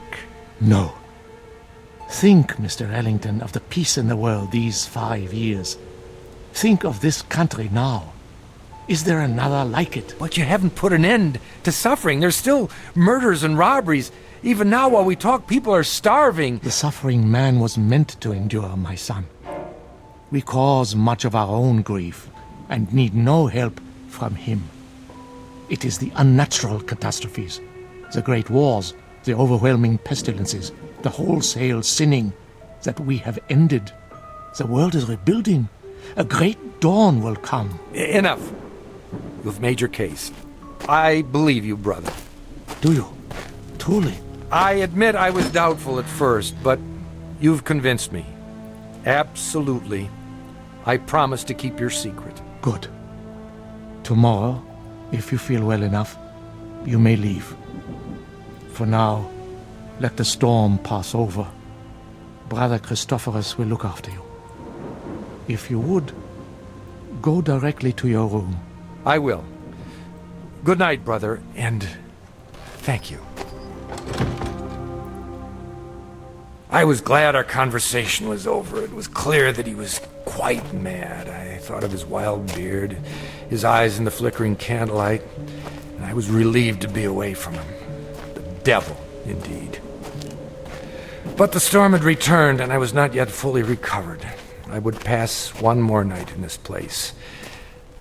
What, I wondered, should I do before morning comes?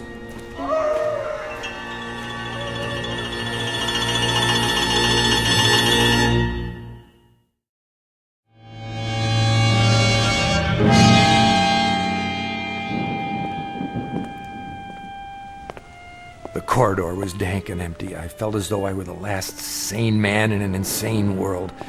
What Brother Jerome had told me was utter nonsense, the product of a deranged mind. But his belief, his faith, as he called it, was heavy in the air, infecting the very stones. To bring it down would require outside help, but perhaps I could start that very night with an act of pure, unselfish humanity. Psst! Are you in there? Where else would I be? I thought you weren't coming back. I had a meeting with Brother Jerome. What did he say?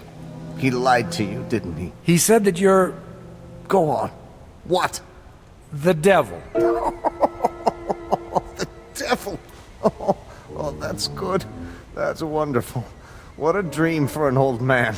Himself a devil. To catch Satan and lock him away in this God-forsaken place. You don't believe him, do you? Of course not. Then help me. If I let you out now, while they're awake, they may catch you before you leave the grounds. There's always the possibility. But another hour here, you don't know what it's like. Look here, why don't I just go and get the authorities? When? As soon as morning comes. I'll find the path to the village and... No!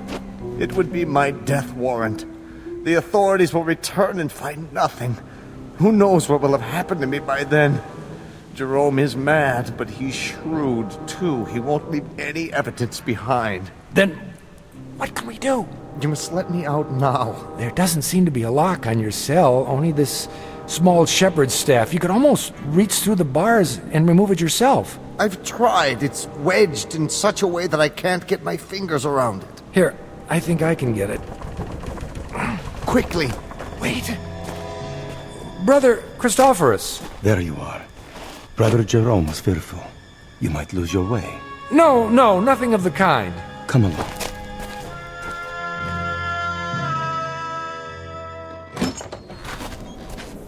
I'll light the candle. There is bread and water on the table, and more soup to give you strength. Thank you. Rest now, Mr. Ellington. Remember, you're still a very sick man. I'm feeling much better. Nonetheless, Brother Jerome has asked me to watch over you. Really, that isn't necessary. It is my duty. The chair is sturdy, and the candle is fresh. Wait a minute. Why are you locking the door? To protect you. But you're locking us both in. Never fear. I have the key. It is not long till morning. But... Sleep, Mr. Ellington. You are a weary traveler. Soon you'll be back with your own kind. What a comfort, eh? You will forget all you have seen here. I watched the monk as he sat heavily in the chair. I was a prisoner, no doubt about it. How much longer, I wondered, for both prisoners? What if the morning came and Brother Jerome chose not to release me as he promised? I might remain here for... How long had the Howling Man been in prison? 5 years? Lord, I imagined my beard growing, my hair wild, until I too was starved, crying to be let out, and no one would come. Who knew I was here? I'd drop off the face of the earth, forgotten, presumed dead. Brother Christophorus had the keys around his neck, but until he fell asleep, I was at his mercy. It was almost dawn when I dared to move. I had to be careful not to wake him.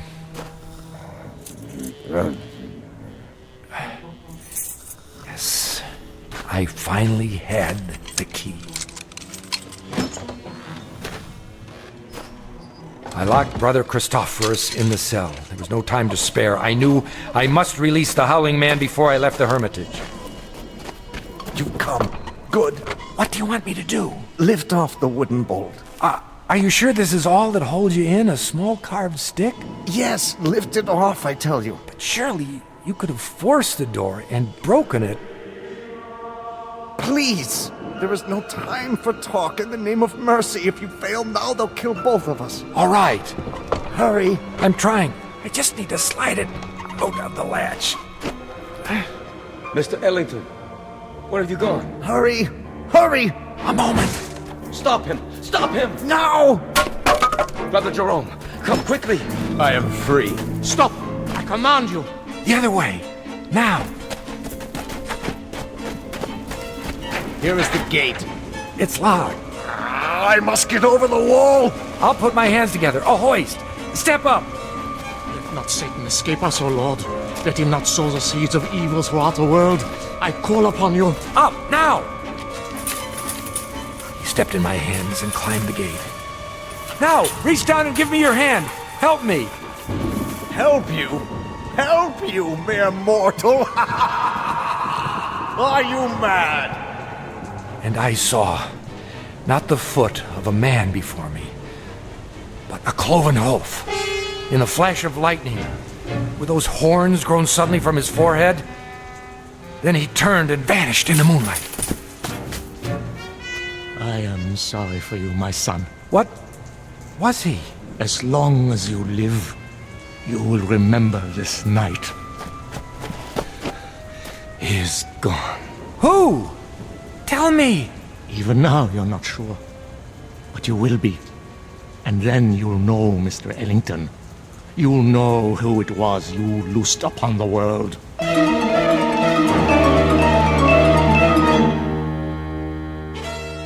The monks were mad, I thought.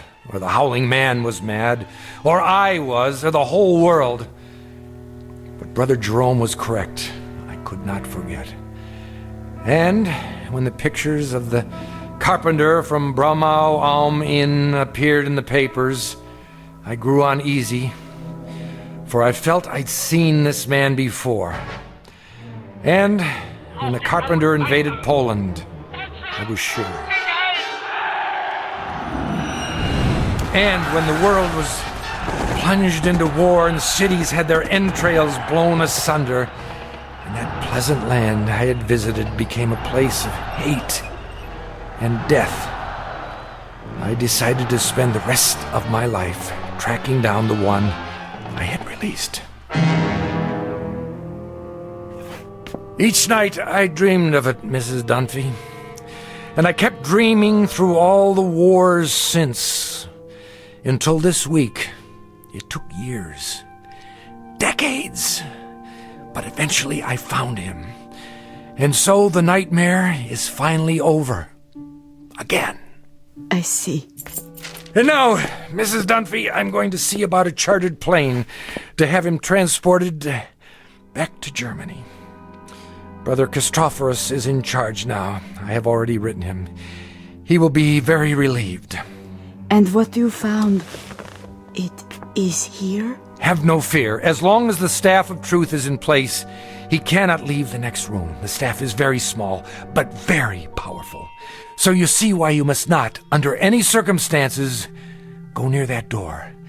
Nothing in the world is more important. Do you understand? I believe so. Oh, he'll do a bit of howling, but never mind that. It's a trick. I'll return as soon as possible. Until then, keep that door locked. Yes, sir. Oh my, such stories. Come here. Please. You must listen. He is insane. Let me out, I beg you. Let me out. Who's there? Behind that door. Are you all right? Sir, can you hear me?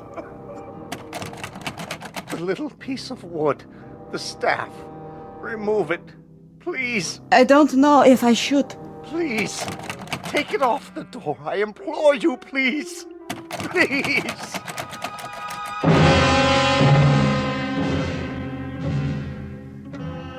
Ancient folk saying, you can catch the devil, but you can't hold him long.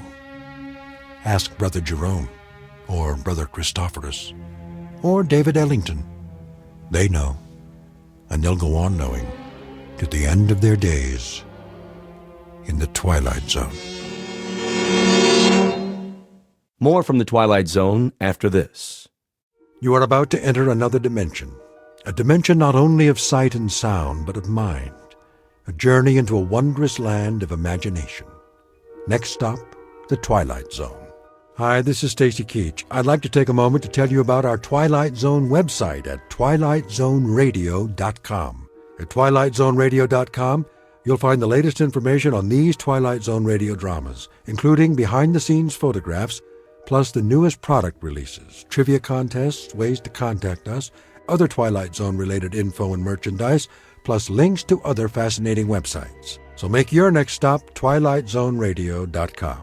Visit twilightzoneradio.com to purchase these Twilight Zone radio dramas on cassette and CD, or call toll-free 1-866-989-ZONE. That's 1-866-989-9663.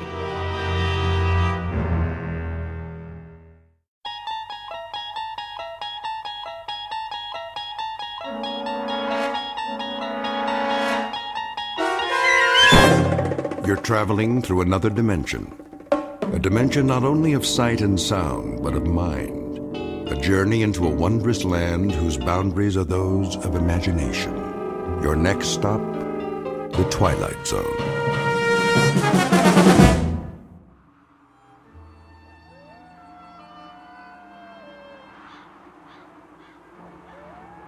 How much is there? Only half as much as the last crop. That won't last us. We've survived a war. We'll make do. Not with so little. I can make it last. There's enough on this parcel of land right over here for a few days' worth of meals. I can get us through it. Well, you shouldn't have to. It's my place to provide, to feed us. Oh, if I could still hunt, we'd be better off.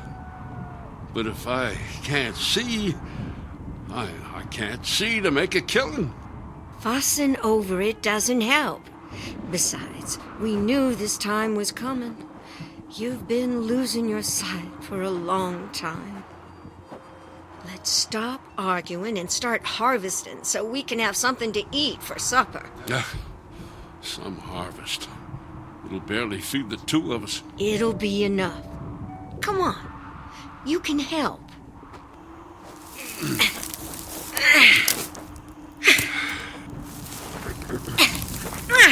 Oh, boy, these leaves feel kind of dry. We could use some rain. What's the weather look like? No chance of rain. It's a clear night. Light's just about out of the sky.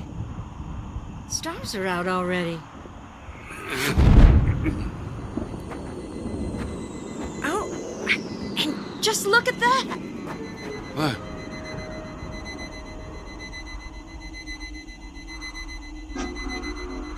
What made that noise? It's a shooting star. Oh, well, shooting stars don't make noise. It's just streaking across the sky. Except it doesn't move like one. What do you mean? It looked like it stopped for a spell, then kept going again, but in a different direction.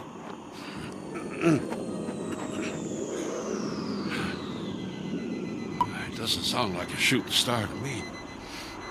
And now it's... It's what? It's blinking. Blink, blink. Blink, blink, blink. Blink, blink, blink. Blink. Blinking? Blinking? I think your eyesight's going to go next, Martha. You hush. Bad enough your hearing's been going. I hear you complaining just fine. Half-deaf old woman and her blind, broken-down husband. We make a fine couple. Well, we're not making any progress sitting here talking about shooting stars. Let's get this basket filled. I want to get inside, making it early night. Okay.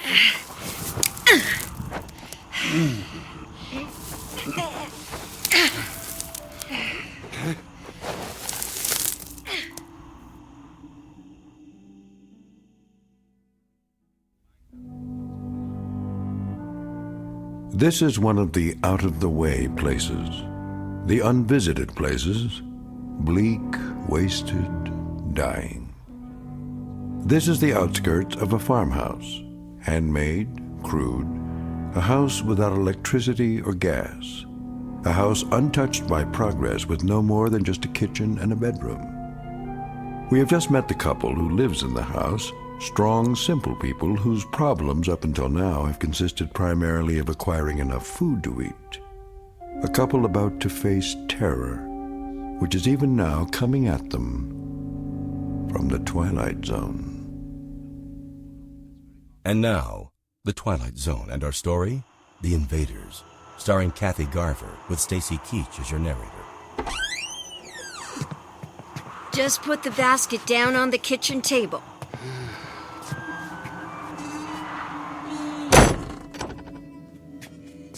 Will, it's about 5 steps ahead of you.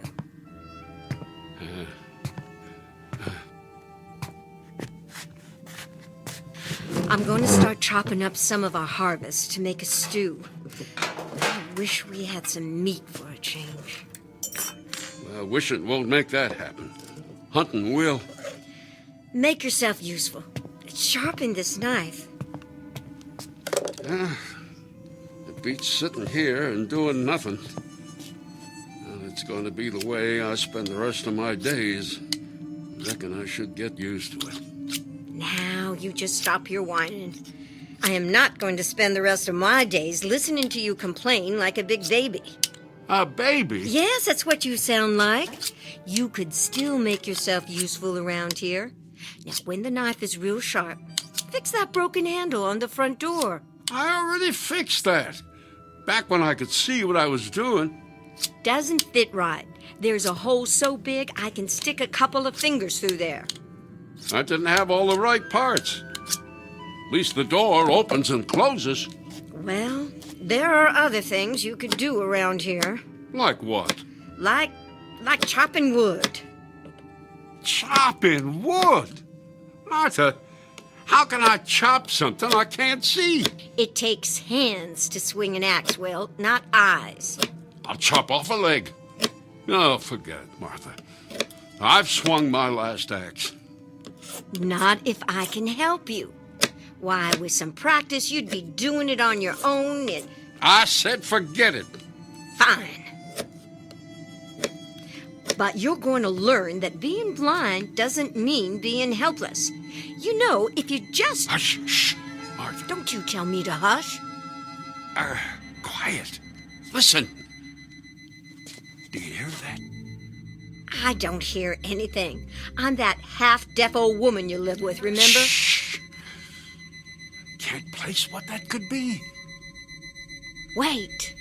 I do hear something. Sounds like it's coming from over the house. Will, do you think it could be that shooting star? That was no shooting star. If it was something falling from the sky, it would have just dropped. It wouldn't have hovered above the house. It's getting louder. Sounds like it's getting closer. Maybe we should run outside. I think we're safer in here.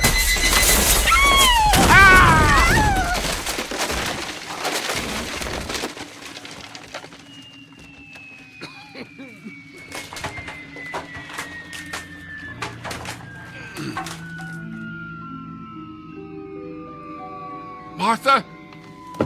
Martha, are you okay? Martha?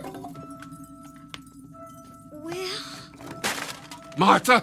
Martha! Where are you? I'm right here. Just a few feet away from you. You all right? My ankle hurts, but I don't think it's broken. Can you get up? I think so. Put your arm out so I can find you. Yeah, there. That's it. Oh, keep your arm around me. How's the ankle feel to walk on? Oh, it hurts. But it could be worse. I think I just twisted it a little. What was that? I don't know. But I think it crashed on the roof. Will! What? There's a red light outside the window. Must be from whatever crashed into the house. And the light, it's blinking. I'm going outside to see what it is. Not without me, you're not. No, slow down, Martha. You're gonna twist your ankle worse. Oh, stop your fussing, Will. I just want to see what crashed into our house. Darn reckless old woman. What's that? I said, what do you see? Looks like there's something on the roof, all right. That blinking light is up there. Can't you tell what it is? No, it's too much smoke, and it's too far back. Looks like it's on the flat part of the roof. I'm gonna have to go up there, see if there's a way to get rid of it. No. Will, what are we supposed to do? Live the rest of our days with that blinking thingamajig on top of our house? No. What if it's dangerous? How are you going to defend yourself? What if it's a remote bomb from our enemies? I'll figure something out when the time comes. Come on. Oh, damn. Headstrong old woman. What's that? I said, if you're set on doing this, you need to listen to me. You haven't been up on the roof that much. First, you have to climb up the ladder. Next to the sink in the kitchen. I know, Will. I've watched you do it 100 times. Do you remember how the door opens onto the roof? Don't I just push up on it and let it swing back? No. Don't just let it fall. It'll make too much noise and upset whatever is up there. Lower the door gently. All right. Your ankle. A little tender to walk on, but it's all right. Oh, take the lantern. Even with that red light blinking, it may be hard to see up there. I'll wait right down here by the ladder. All right. I'm going up. Martha, be careful. It's really high. I'll keep the ladder stable. All right. Oh, that's it, Martha. Easy. Careful. I can feel your legs as you're going up there. Don't rush. Be careful with the lantern. You don't want to start a fire up there. Quiet. Watch your ankle. Open the door carefully when you get up there. All right. I'm at the top. That's good.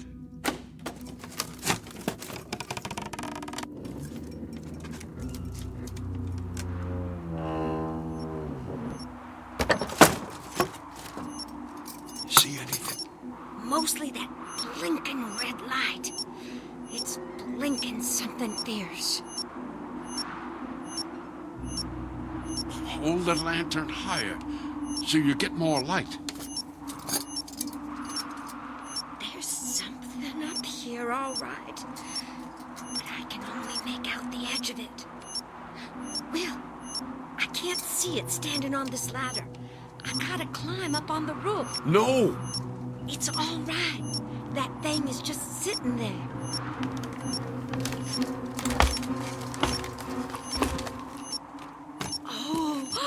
What? What is it? If it's a bomb, it's huge, Will. What does it look like? It's round and flat. Only part that isn't flat is a big bump smack in the middle of it. I think it's made of metal. Let me touch it and see. No, don't touch it. It's okay, Will. It's not doing anything. I don't care. It could still be dangerous. I'll just touch it with my foot. Here, let me just get a little closer. Yep, it's definitely some kind of metal. You'd think it could be What's that? I don't know. Martha, get back down here. Wait. I think it's coming from underneath this thing. I gotta bend down to look. Martha, what's going on? It's some kind of door. It's lowering down from the underside magic. What's happening? Nothing. The door came down, but now it's just... Wait. I think something's coming out. Martha, get out of there! Yeah. Maybe I will. Ow! What's wrong? My ankle. I think I twisted it worse. Can you crawl to the door? I'll try. Well, it's coming out. Hurry, Martha. Go toward the ladder. I'm trying. Keep coming. Wait, I need to swing my legs around. Oh, it's there. I see it. Don't stop to look at it, Martha. Just get down here. No, stay away. Hurry, Martha. I can't get my legs around that fast. I'm coming up to help. That thing! It's right by my leg! Kick it, Martha! Kick it away! Get away from me! You beast! Kick it again! Keep kicking! There. I kicked it well, but I don't know where it went. You must have kicked it through the door. I heard it go past me and land on the kitchen floor.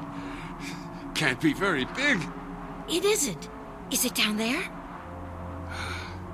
I don't hear it. Doesn't mean it's not there, though.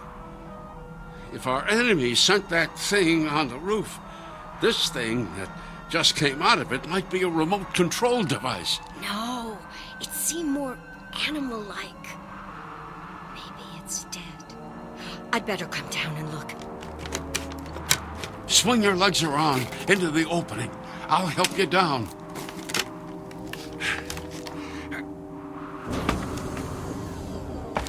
Martha! I hear it. Might be a second one. Come down, quickly! I'm coming. Let me just... Martha! What's going on? Ow! My skin! It feels like it's burning, Will. Oh, kick the thing out of here! Martha, kick it! Can't! It's too far away. Ow! You have to stop it. Is there anything up there you can throw at it? I don't know. Martha, think! You gotta find something to throw. Oh, there's nothing up here. Will. Wait. You left a hammer on the roof. Yes. Throw the hammer at it, Martha. All right.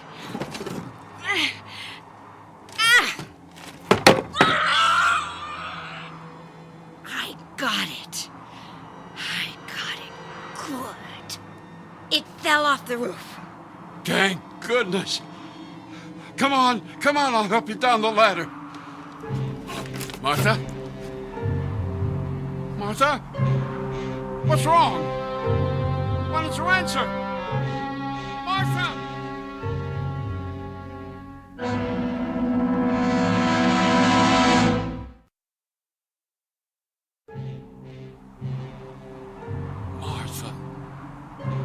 Martha! Wake up! Oh, thank goodness. What happened? Well, you passed out? Will, was it a dream? No, I wish it was. You need to lay down for a while. Come on.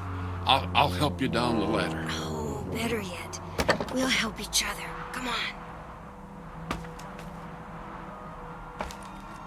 How long was I passed out? Too long. Oh, I don't know. You scared me. No more than a minute, probably. Are those creatures down there? No, I don't think so. Haven't heard them. Anyway, here. Put your arm around me.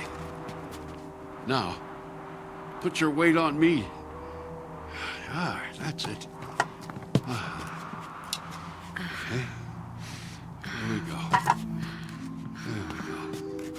Good. Oh, Will, it was terrible. It pointed something at me, and then there was this bright light. And then it felt like my skin was burning, and on my neck, on my arms. Oh, it still hurts. Well, here, let me feel. Oh, feels like you got some blisters on you. Big ones. Oh, I do. Oh, you should see them, Will. Oh, no wonder they hurt so much. Okay, come on. I'll help you over to the bed. Careful, Will. Those creatures may be hiding somewhere in here. What do they look like? I couldn't get a real good look at them, but they were about the size of my hand. Sort of silvery, like upright lizards. And they move pretty fast. At least, once we showed them, they weren't welcome here. We've reached the bed, Will. All right. Now, you just lay down for a while. And forget about playing hero anymore. You can see where it gets you. Oh, okay, Will. I'll just lay here while them creatures take over. It's been a while since we had house guests anyway. You must be feeling better. Getting some of your old gumption back. Darn cantankerous old... What's that? I said if those creatures were the size of your hand, they should be pretty easy to... Oh! What's wrong? Oh, I stepped on something. Oh, piece of ceiling, most likely. I don't think so. Never felt anything like it. Hold it closer so I can see it. Will, this is what that creature was pointing at me. This is what gave me the blisters. Huh? Some kind of weapon? I wonder how it works. Don't shake it. What if it... What's it doing? I don't know. Shut it off. I don't know how. Drop it, Will, drop it. Don't touch it again, Will. You don't need to worry about that. In fact, let's make certain nobody touches it again.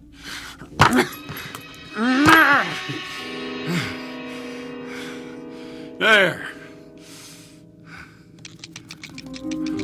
Martha. What? One of them creatures. I think I heard it running across the floor. Where? Sounded like it was heading toward the back of the house. What's going on?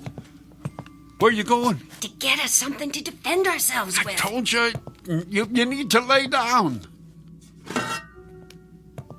Here, I got you the shovel. I can't see the little buggers. How am I supposed to use this on them? Just swing it at anything that makes that beeping sound. I'm going to use this hoe to try and flush those creatures out.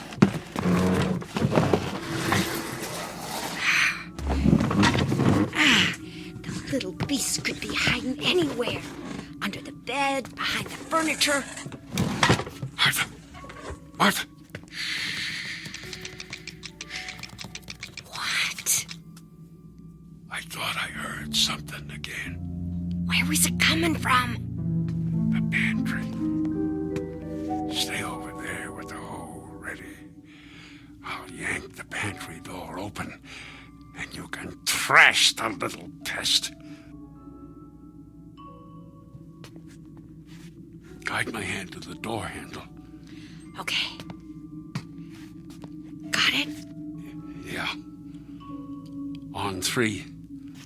1, 2, 3.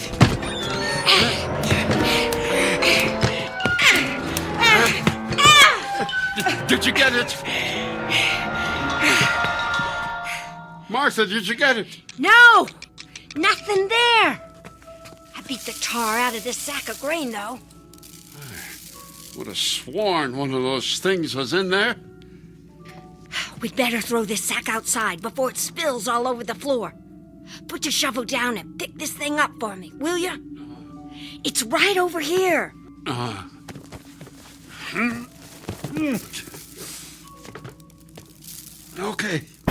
Okay, open the door.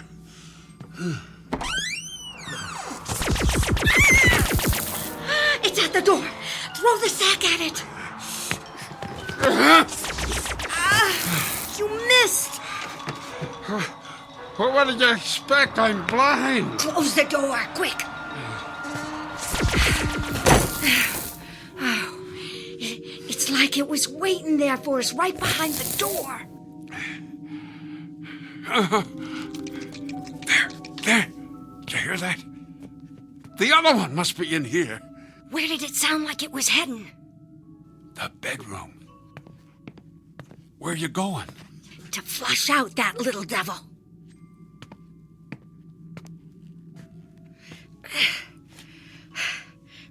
Come out from under that bed, you little creep. Oh. What's wrong? Something's got the hole. How could that be? I thought you said it was small. Can't get it loose. Here, let me help. No, I've got it. Ow! Martha, are you okay? Oh, I banged my noggin. But I'm all right. I'm all right otherwise. I told you to stop playing hero. Darn stubborn old... What's that? I said, take my hand. Getting too old for this. Was it one of them things that grabbed the hole? Nah, I don't think so. I hate to admit it. I just got it snagged on the bed frame. You need something shorter. Can't keep swinging that big hole around in this little room. What should I use? Well, how about that knife I just sharpened to a razor's edge? Yeah, I'll go get it. Careful, Martha. Don't want your ankle giving out on you again. My ankle's the least of our problems. If we can... Oh, Will! The knife! It's gone. Did you put it back in the knife rack? Of course I did. Don't you remember? We were standing here arguing about how you didn't want to use the axe. Ah! Will, behind you. Behind me? The eyes in the back of my head never worked. I'll get the hoe and knock it out the window. Oh!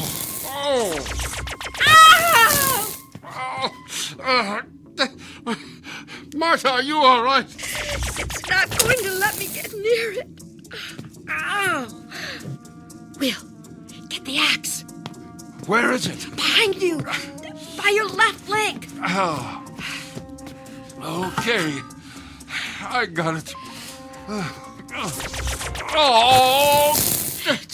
Listen to me, Will. Listen. You have to swing that axe when I tell you to. Okay. Come on now. Swing right. Good. Now left. Higher. Lower. Now left. Oh, you missed. Try again. I can't. Will, I know it hurts, but it's going to keep hurting worse if you don't get that thing. Try this. When it fires that weapon, swing your axe towards the sound. I'll try. Oh, you did it, Will, it went out the window. It got me. It's that weapon. Oh, I know. It burns real bad at first. It makes a blister and it swells and breaks and oozes, but then it just kind of aches. Stay there. I'll lead you to the bed. Ow! What's wrong? Oh, it stabbed me. The other creature, it has the knife. It stabbed me in the leg. Oh, Will. It's bleeding. It's bleeding something awful. Can you get to the bed? I think so. Yeah, tear up part of the bed sheet to use as a bandage. Oh, it's on me! Will! Martha! Get off, you little demon! Get off! What happened? Where is it? I threw it across the room. It ran off. It jumped on me, Will. It just came out of nowhere. Are you all right? No, I'm not all right. Oh, this is never going to end. What are you doing? Tearing up the bedsheet to bandage my leg. Then I'm going to get the axe myself. It's time to kill a couple of uninvited guests.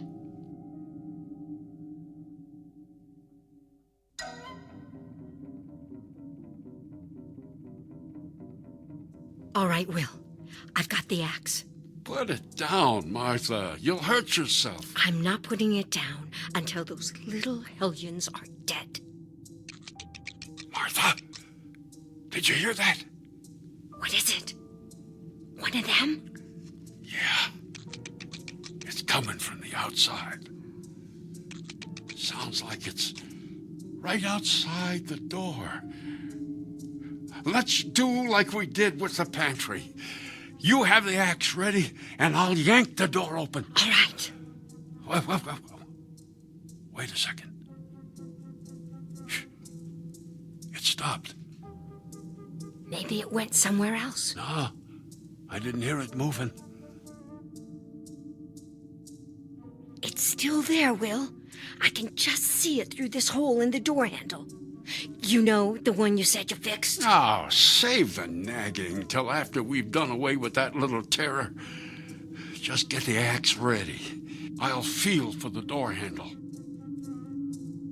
I'm ready. On 3. 1, 2. Will!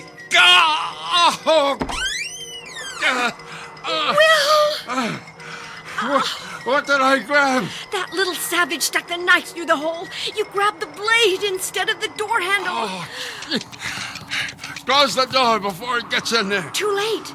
It ran inside somewhere. Will, your hand is bleeding bad. Let me wrap it up for you. Oh, that good-for-nothing little... Those monsters aim to kill us. They want us dead, Martha. We gotta get them first. How, Will? How are we going to get them? They seem to know everything we're going to do before we do it. We're bigger than them. There's got to be a way. Will, under the bed sheet, something's moving right next to your left hand. Yeah, I feel the sheet moving. All right, you little devil. This time you got a little too cocky.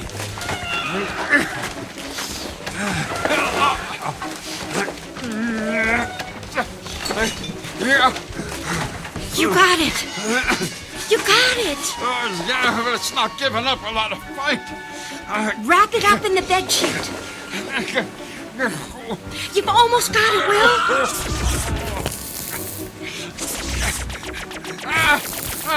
What's going on? The other one is on the windowsill. They're hitting me with that blasted weapon. Don't give up, Will. I'll get the other creature.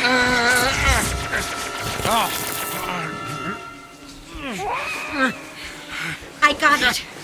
I got it, Will. I shoved it out the window. I think I got this one trapped in the bed sheet. Look out, Will.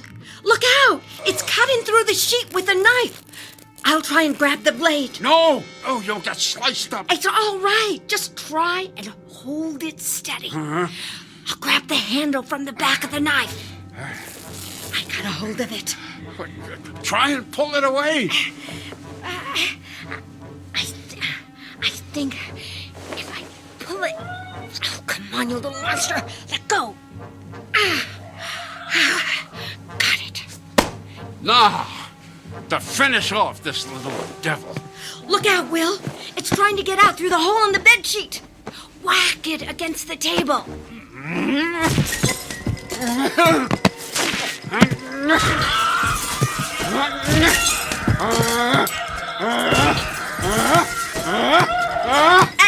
That's enough, Will. I think you got it. You sure? Yeah. Reckon it can't get any more dead. What are you gonna do with it? Looks like we got meat for our stew. We'll skin it later, along with its little friends. How burying seems too good for 'em. What'd you do with the other one? Pushed it out the window. With your bare hands? Yep. Oh, reckon you can see the things around here. Reckon we both can. How's your ankle? Which one? The one that I twisted or the one that got stabbed? Sorry I asked. How's your hand feel? About like it should, after losing a fight with the business end of a knife. Suppose we won't forget this night anytime soon. If we survive it.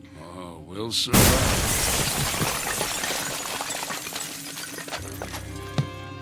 What was that? Something blew a hole in the wall. Must have been that other creature. How big is the hole? Just big enough for the little terror to fit through. It's out there all right, Martha. Are you near the axe? Yes. I'll grab it and get on the side of the hole so the creature can't see you. I'll try to lure the little menace in here. As soon as it steps inside, hack it up into little pieces. All right. I'm ready. Okay. Come and get me now, you little troublemaker. I'm right here waiting for you. Why isn't he coming in? I don't know. Wait. Maybe it's deaf. What are you doing with that dead creature? You'll see. Just get ready with that axe. I'll use it as bait. All right, you holy terror. You think we're playing games? Take a look at what we did to your pal. That gets your blood boiling? Now come in here and fight.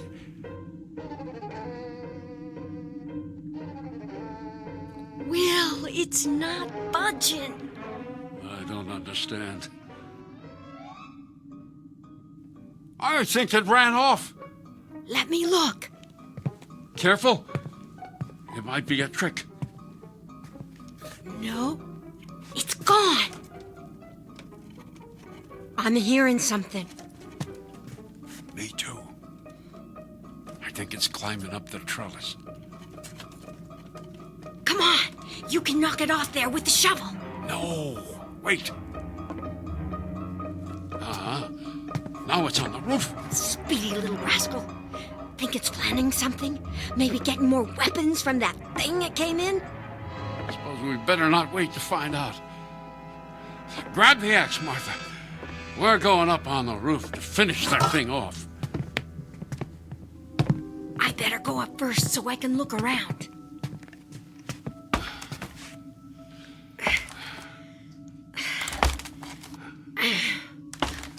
Will, what if it's tricking us?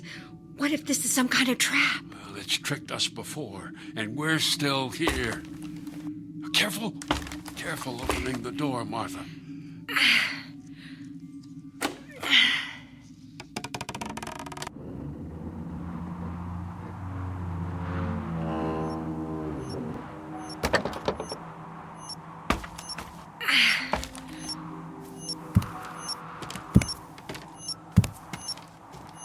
You see anything?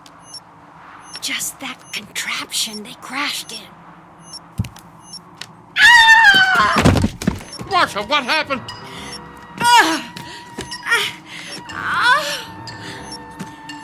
That little monster, he tied a wire around the chimney and tripped me. Come on, I'll help you. Lean on me. Oh, I sprained my other ankle. Oh, it hurts so much. Grab hold of my arm. It won't support my weight. All right, stay there. Where'd that little demon go? Inside that contraption. What's that noise? It's the door on that thing. It's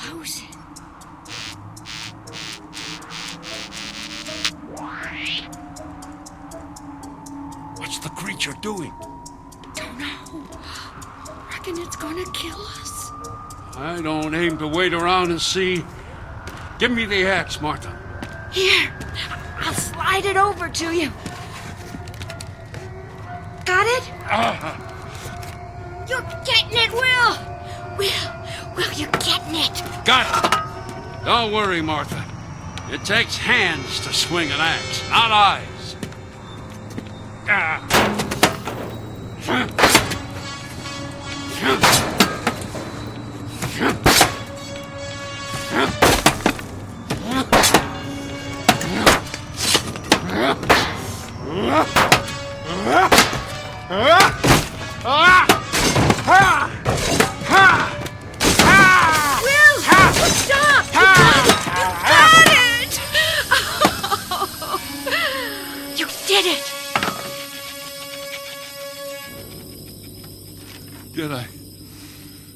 Did I stop it?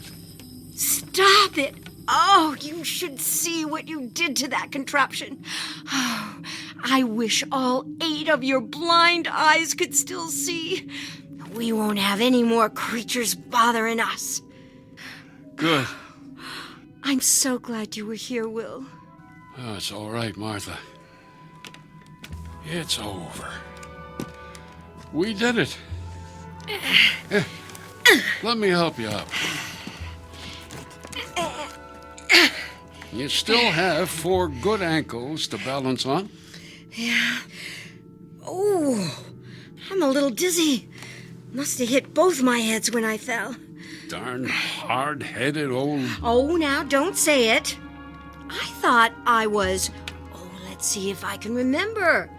Reckless, headstrong, cantankerous. You forgot stubborn, truth be told. I'm glad you were all of them things. Otherwise, you wouldn't have had the gumption to go after them creatures. And I couldn't have handled it all by myself.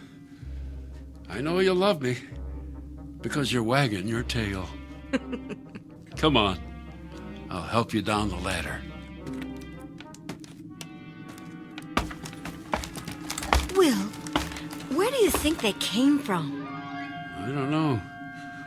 Must be someplace where folks are used to hurting each other. Someplace where they'd rather fight than get to know folks who aren't like them. I hope it's someplace far from here.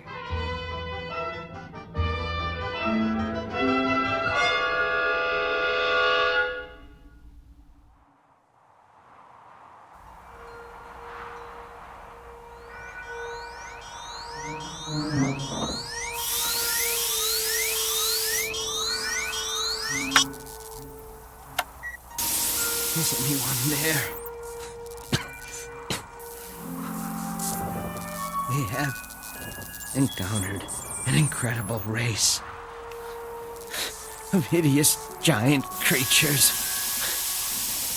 This is the final transmission of the United States Air Force Space Probe 1.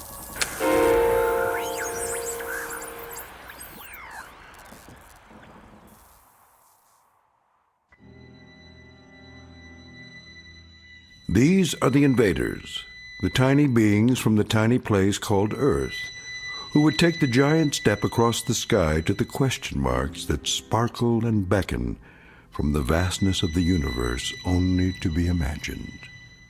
The invaders, who discovered that the instinct to survive extends far beyond Earth's atmosphere.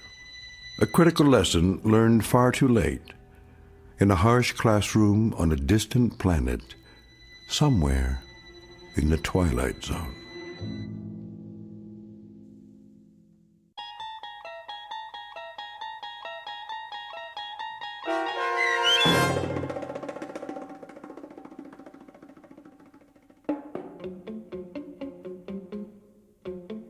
The Invaders, starring Kathy Garver with Stacy Keach as your narrator, was written for The Twilight Zone by Richard Matheson and adapted for radio by Barry Rickard.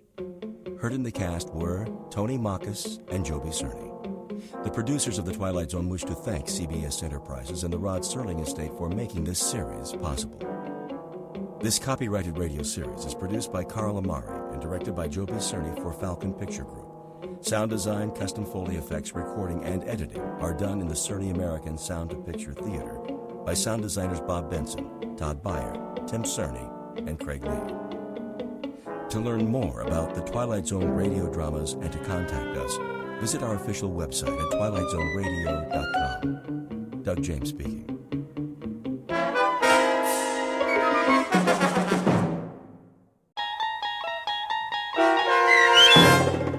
The Last Rites of Jeff Myrtlebank, starring Robert Knepper with Stacy Keach as your narrator, was adapted for radio by Dennis Etchison and written for The Twilight Zone by Montgomery Pittman. This copyrighted radio series is produced and directed by Carl Amari and Jason Mallow for Falcon Picture Group. Doug James speaking.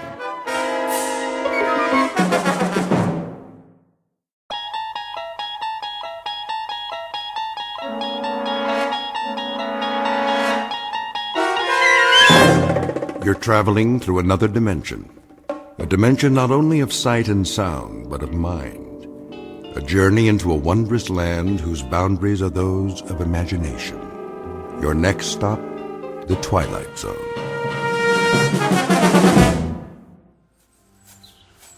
Come on, let's take a look in the window. How are we gonna do that? Climb up. Aw, just sneak in. Not me. I ain't going to church. No Sunday school today. We could open the door and take a peek. Nah, we couldn't see him. Where is he? In the box, in front of where the preacher's standing. I thought he was supposed to be in a coffin. Silly fool. That's what the box is, a coffin. Oh, well, I gotta see that. Yeah, me too. But I told you, we gotta look in the window. What are we gonna climb up on? The rain barrel, over here. I'll show you. Thank you, Sister Ruth. That was mighty fine playing. Yes, sir. Amen. Yes, sir. Now then, to get to it. Brothers and sisters, we're meeting here today so we can pay our respects to one of our own.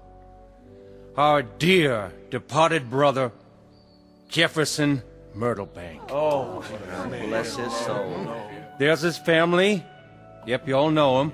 His pa, Reverend Siddons. Henry, and his ma. Very fine. Thank you, Reverend. God bless you, Ethel.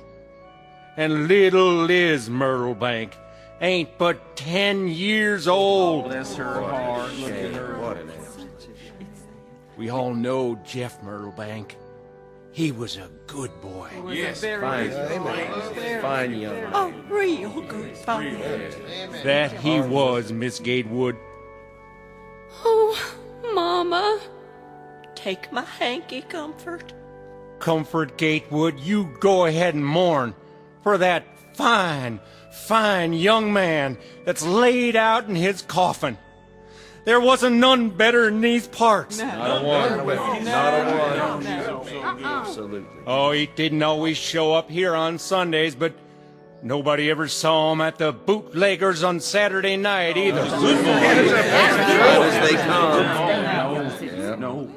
But the Lord giveth, and he taketh away. And no man knoweth the reason. As it's written. We're all gonna miss this strapping youth. The good Lord must have had a powerful, powerful reason to take him so young in life.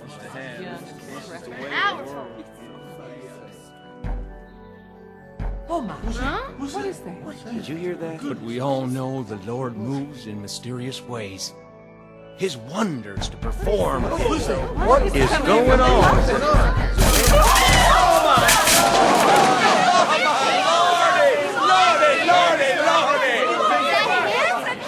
Look! It can't be! Is that him? Big as life. What in the...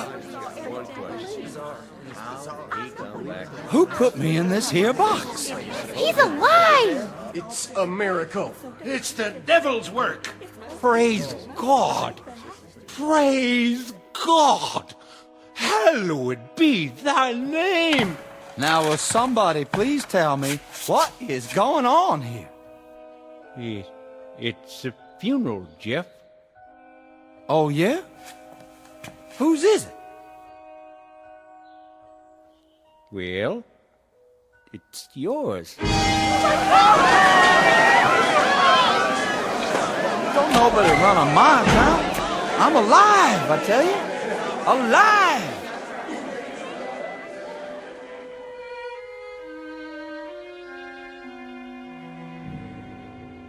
Time, the mid-1920s.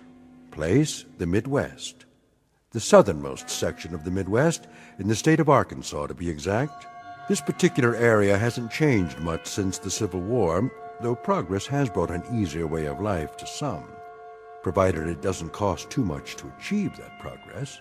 The church is a simple one-story wood-frame building. It hasn't been painted for some time, and there's a chimney in the roof for winter heating. The faithful come to this church on foot, a few in their Model Ts, and some still in horse-drawn wagons, for this is a population that can't afford to change with the times. They're all hard-working, God-fearing folks who believe in the good book, and today they've come to say goodbye to one of their own, a certain Mr. Jeffrey Myrtlebank, age 26. Only it seems that the funeral in question will have to be postponed. It may be a bit premature, thanks to some unexpected intervention from the Twilight Zone. And now, The Twilight Zone and our story, The Last Rites of Jeff Myrtlebank, starring Robert Nepper, with Stacy Keach as your narrator. Excuse me. Let me out, please. Please let me out. Excuse me. I'm getting out of here. Where's everybody going? Don't leave on my account. Easy, Jeff. Take it easy now. He can talk. Stand back. Don't touch him. Come on, somebody tell me. Who in thunderation put me in that pine box? Now, brethren. Let's not give way to panic. What we got here is a little mistake. Little? Brother Siddons. Why don't you sit down on the steps? 'Cause I don't need to sit down. I feel fine, don't you? Jeff? Is that really you? Course it is, Ma. You're looking a little pale, son. Just a minute, Pa. Brother Siddons, you still seem to have some sense left. What's going on around here? Tell him, Reverend. Son, we was about to bury you. Bury? We was real certain you died. Me? Dead as a doornail. But that's foolishness. Doc Bolton pronounced you deceased. When was that? Oh, day before yesterday. That's right, son. Hold on, Pa. Doc, why would you go and do a thing like that? Well, now, your heart stopped beating.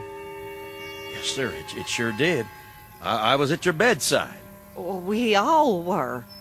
My heart? But it couldn't have. It's beating right now. Here, feel it. It wasn't but 2 days ago. You was sick, son. Real sick. He's speaking the truth, Jeff. Well, I'm sure glad you didn't embalm me.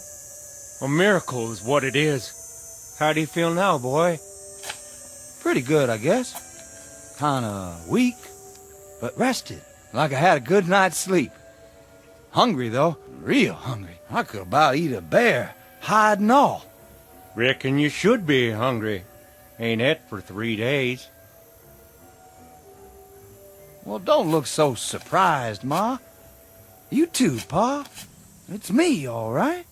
It surely is, boy. I'd know my Jeff anywhere. Hope you got a good supper on the stove. You sure it's him, Ma? Little Liz, what's the matter? Don't you know your own brother?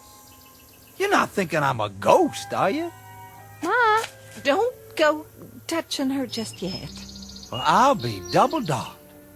My own folks is afraid of me. How about the rest of you? Comfort? You here, too? Jeff, I don't rightly know what to say. Now just you hold off from touching my sister. What for? By dang, I'll bet she ain't scared. Not the man she's gonna marry. Maybe Orkram is right. Hold back your touch now. That the way you feel? Comfort?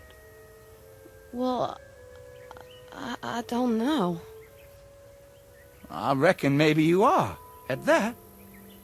Little Liz, where are you? Let go of Ma's skirts. You're not as scared of me, are you, honey? Well... Lizzie? You fooled him, didn't you, Jeff? Yes, honey, I fooled him. Give me a hug now.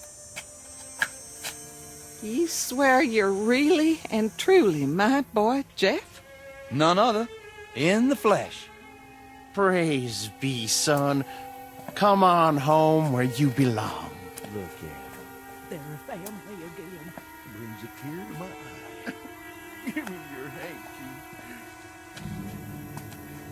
I know what it is. Listen to me. I know what it is. What's that, Doc? It's a medical miracle, and it happened right here in our county. Now, the scientific term is, ipso-suspendo-animation. Say that again? Very rare. In fact, there have been only, let's see now, 30 cases in the last 1,500 years. You sure you ain't trying to cover up your own miscalculation, Doc? I never heard of no sickness like that. Not likely you would. 30 cases in 1,500 years, and all of them in Europe. But everybody's going to hear about this one as soon as I write it up for the medical journal. I don't know if I want to be famous, Doc. Can't we just keep this twixt ourselves? Best thing you can do is to stop trying to slander my name and get this boy home. I do feel kind of weak. Give him a bowl of soup. Put him to bed. He's going to need his rest. Bless you, Doc. We'll do that. Come on now, Jeff. We're going home. Soon as I crank the car. If I could just sit down for a minute. Oh, you go ahead, son. Right here on the running board.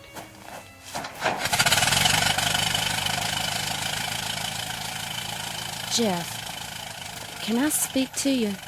Go ahead. Sorry I acted funny. It was so sudden. You're taking sick and all. I like to cry my eyes out. Did you? But now, I don't have to cry anymore, do I? Not one bit. I just want to say, it sure is nice to have you back. Well, thank you kindly, Comfort, honey. But you know something? What's that, Jeff? Truth be told, I ain't never been away.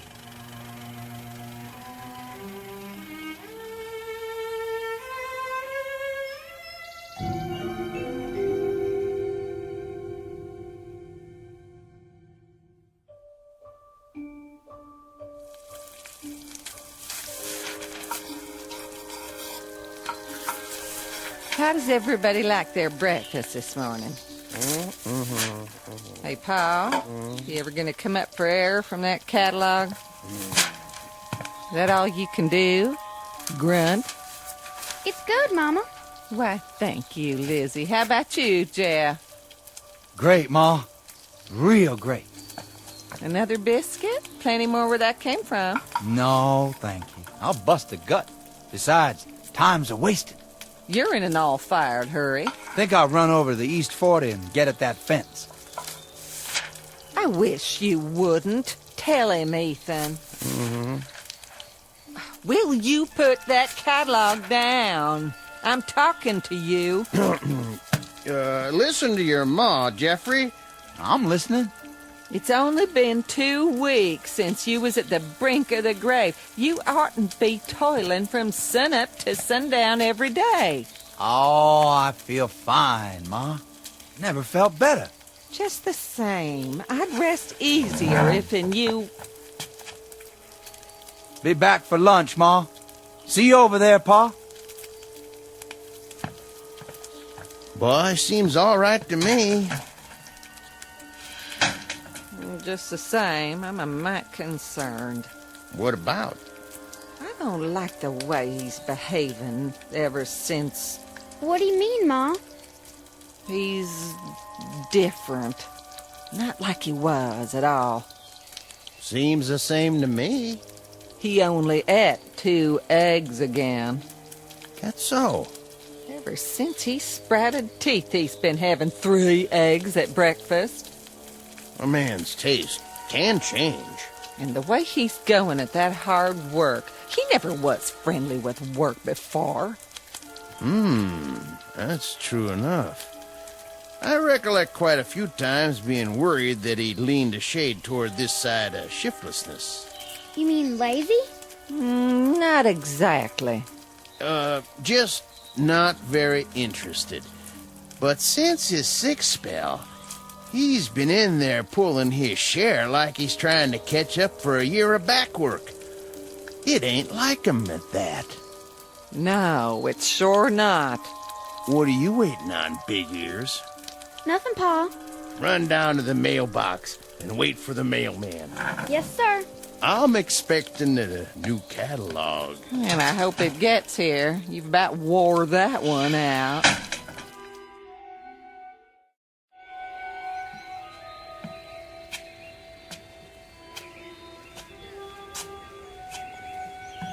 Hello there, Peters. Strauss? Set a spell. Don't mind if I do. Nice day. Tolerable. Yes, sir. A good day to be alive. Yep. Especially if a man weren't alive. Before. And who might that be? Well, now ain't but one in this town. That's the truth. What if he was your'n? Well, sir, I wouldn't want to go to sleep in a house with that boy around. Oh, no. They say he's taken to fiddling with things now. That right. What kind of things? Axes, plows, cutting blades of all type and description. Well, what do you know? Jackknives, hunting knives, you name it. Ain't that something, though? He was always such a good boy. Good is as good does. No telling what he's gonna do next. Gents? Hello, Doc. We was just discussing the Myrtle Bank boy. What about him? We're just wondering about him. Guess you've heard how peculiar he's been acting lately. I've heard. I'm not one to pass along gossip. Why don't we just come out and say it? We're all thinking the same thing. You say it, Petey. You got the floor. All right, I will. How do we really know that the man who got up and crawled out of that coffin is still Jeff Myrtlebank? Now, that's crazy. Is it? If I were you gentlemen, I wouldn't spread this kind of talk. It could cause trouble.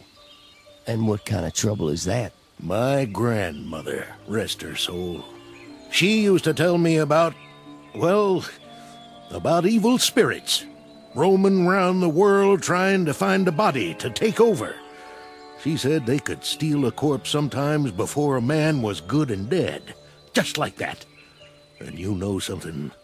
I believed her then, and I believe her now. That's enough. This is dangerous talk. Though I confess, it does throw a little dry kindling on the fire. It's been smoldering in my brain ever since that day at the church. So what do you figure we should do about it? Nothing to do. Just keep your ideas to yourself for now, or you'll get people all riled up. We need proof. And that's what we don't have yet. Good day to you, gents. Day. Be seeing you, Doc.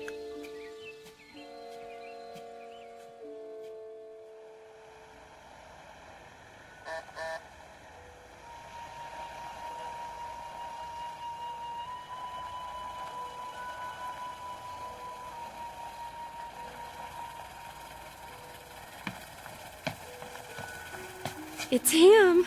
Get away from the window, girl. I knew he'd be by. Comfort's right. It is him. Dag nabbit.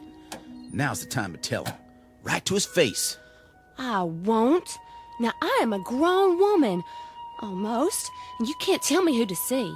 Maybe Orgrim is right, dear. Leave me alone. But you know what everyone in the county is saying about that boy. Well, he's not calling on the county. He's calling on me. You're just plain rotten stubborn. You married that one, and I'll bet all your kids are born with horns on their heads. Orgrim. Oh, he's at the door. Okay, you two go in the kitchen and let me entertain my young man. Mind how you do that, little sister. We'll be listening. Come along. Comfort's entitled to her privacy.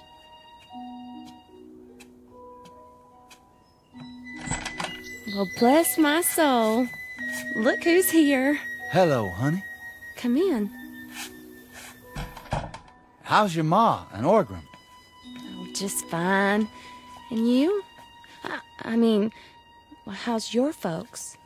Same as ever. Only ma's gonna be mad as a hornet tomorrow. Mad? Yeah. I raided that vine of tame roses she's so proud of. Thought you might like a little bouquet. I wrapped it up and everything. You brought me flowers? How sweet. You oughtn't to have done that. Go on. Put them in some water before they die. All right, I will. Oh. What's the matter? I guess tame flowers don't last long, do they? Huh? When'd you pick them? Just before I came over. Well, look at them now. They're dead. All of them? Every last one. Dried out. Black as night. Oh, well, I'll get you some new ones. That's all right. Dangest thing I ever saw. Give me a little hug anyway, would you, honey? Why don't we have some music first? If that's what you want.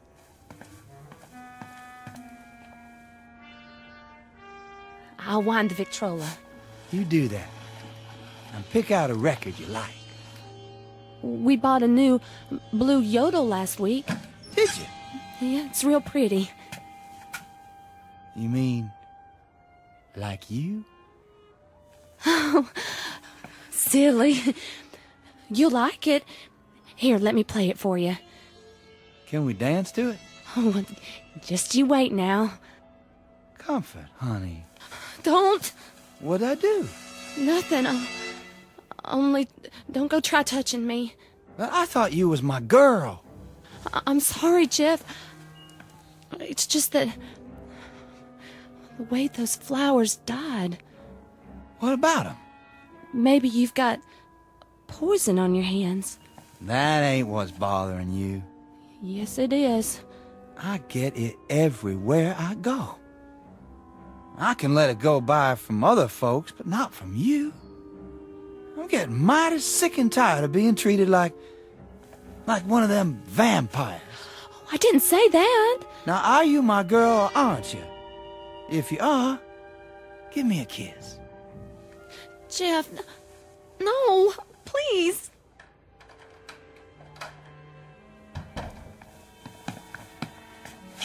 Land sakes, child, you look scared half to death.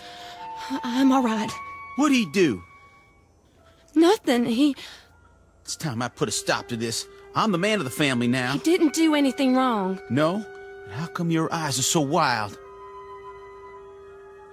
He just got me kind of flustered. I ain't liked him since we was both 3 years old. Now's the time to do something about it. You be careful, Orgrim.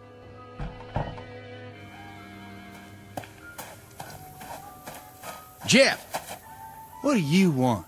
I don't want you hanging around here no more. Let me give you some advice, Orgrim. I'm pretty mad right now. I ain't mad at you in particular, so it'd seem a shame if you got in my way and I took the whole thing out on you. You threatening me? That the way you take it? Man, don't forget who I am. And who is that? We go way back. If I had a dime for every time I whooped you, I'd have $100. True enough. but you haven't whooped me lately. Now get out of my path. Make me. If that's the way you want it.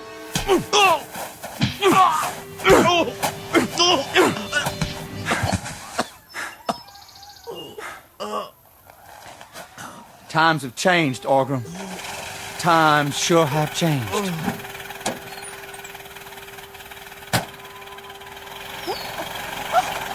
Mama? You're bleeding! Oh, my little boy, what's he done to you? Oh, Mom, I think he broke my jaw. Don't you worry none. Can you stand? Poor Jeff. Poor who? He doesn't have anybody now. That's right. And now you don't neither. Comfort, go and hitch up the team. I have to go to him. Hush! We got to get your brother into Dr. Bolton right now. But Jeff needs me. He needs a lot more than you can give him, girl. A lot more. Now let's get moving, unless you want to see your brother in a pine box, too. I ain't that bad, Ma. No, but if somebody doesn't stop Jeff Myrtlebank in his tracks, this whole town's headed for trouble. It's gonna be just like the good book says. When the dead walk, the end times is near.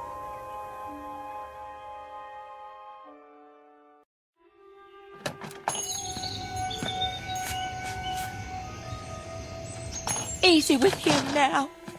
Somebody go get the doc. Here, put his feet up on t'other chair. It was that Myrtlebank boy. He lit into him for no reason. You should have seen it. He like to broke my jaw. Hold still. All right, let's see here. Stand aside. What happened to you? It was Jeff. Jeff, or whatever devils took possession of his body. He broke my boy's jaw like he was pounding on the door to hell. We're living with something evil in our midst. Oh, come on now, Petey. I mean it. We gotta put a stop to this. We have to, sooner or later, and I, for one, can't see any reason for putting it off. Yeah, that's right. Now here it goes. Come on now.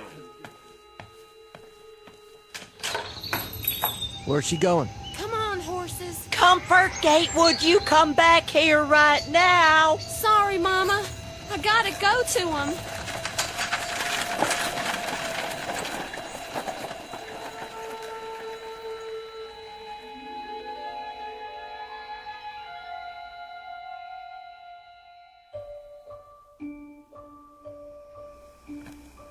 How was your dinner, son? Good as usual, Ma. You're the best cook for miles around. Oh, now. It's true. You know just how to make it. Jeff, you help your sister with her homework. I don't have any, Ma. Yes, you do. Reading and writing and your numbers. But, Ma... Rest a while, Lizzie. I gotta smoke my pipe first. Not in here, if you please. Your pa's tobacco is bad enough. Be back in a minute.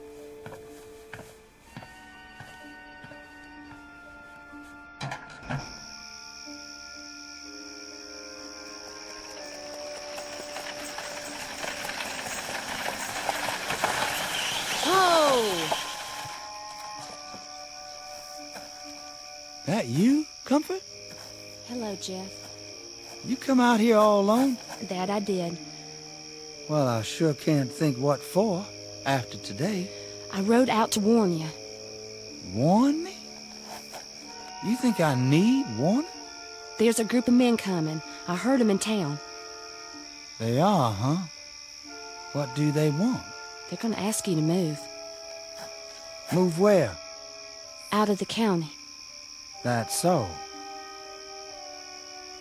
Well, all I can say is, let 'em come. Jeff, please, at least get inside. I can't do that, Comfort. This here is my property. Always has been. And what I like to do of an evening is stand out here and smoke my pipe. Same as ever. This is serious, Jeff. They're not kidding. Neither am I. Jeff, I'm begging you. What do you say about it, Comfort? You with them? Or with me? I reckon I love you. Or else I wouldn't be here now. I reckon you do. And I love you too. I want to marry you. So which way is it going to be? You best make up your mind right now. Oh, Jeff.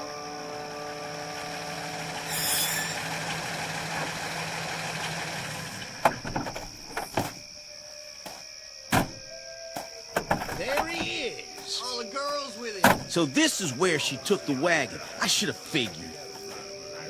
Let's stick together. We know what we're going to do, right? Do we know what we're doing?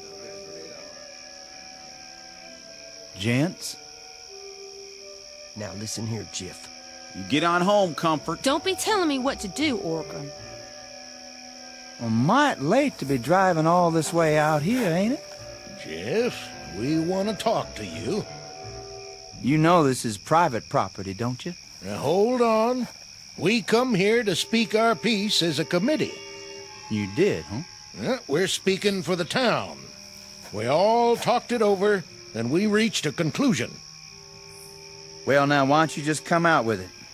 You know you're going to anyway. Well, our conclusion is Jeff Myrtlebank is dead. We don't rightly know who you are or where you come from. But we think you stole Jeff's body. 'Cause Jeff sure couldn't have whooped me all by himself. Time to fess up. What do you say? I'm waiting to hear what Comfort has to say. I asked her a question just now. She ain't answered yet. This ain't about her. Come over here by me, Comfort. No, Orgram, I won't. Jeff, Yes, Comfort? I'm listening. I reckon I'm with you. No matter where we have to go. Stand behind me, then. Do that, Comfort. Ma won't let you come home. Not ever. Take your choice. Well, I just made it. Gents, my wife-to-be and me was born and raised in this county. We like it just fine here, and we don't aim to raise our kids anywhere else. Now, hold on. Let me finish. I heard you out. Let him speak. We're gonna stay. Now that means just two things. One, if y'all are wrong about me, you got nothing to worry about. I'm just an old country boy named Jeff Myrtlebank. But if you're right about me, then you folks better start treating me nice. Is that a threat? I don't know. 'Cause you don't know what all kind of devilment I can cause. Hold on a second. I don't know. I might wave my right hand and bring droves of locusts to eat all your crops. Stay away from my crop. Or I might wave my left hand and dry up all your wells. I don't care. I might even snap my fingers and burn a barn or two right to the ground. No. We better just do what he says.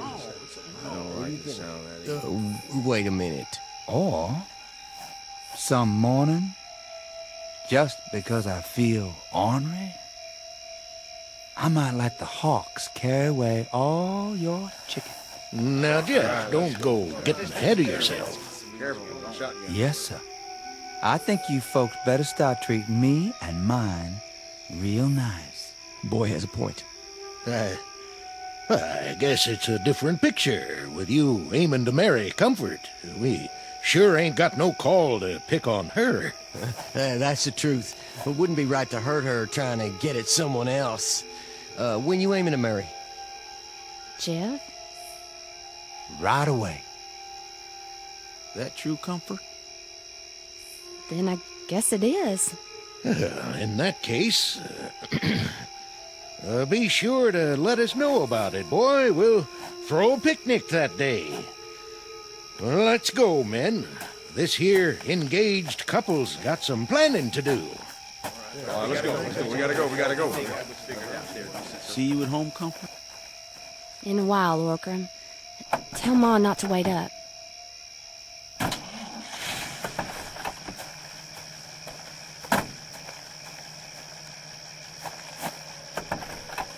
I guess things are gonna be different now, aren't they, Jeff? Sure are. Something the matter? No, my pipe just went out. Where's my matches? Right here in your shirt pocket. Oh. Can I ask you one question? Sure, honey. You couldn't really do all those things, could you?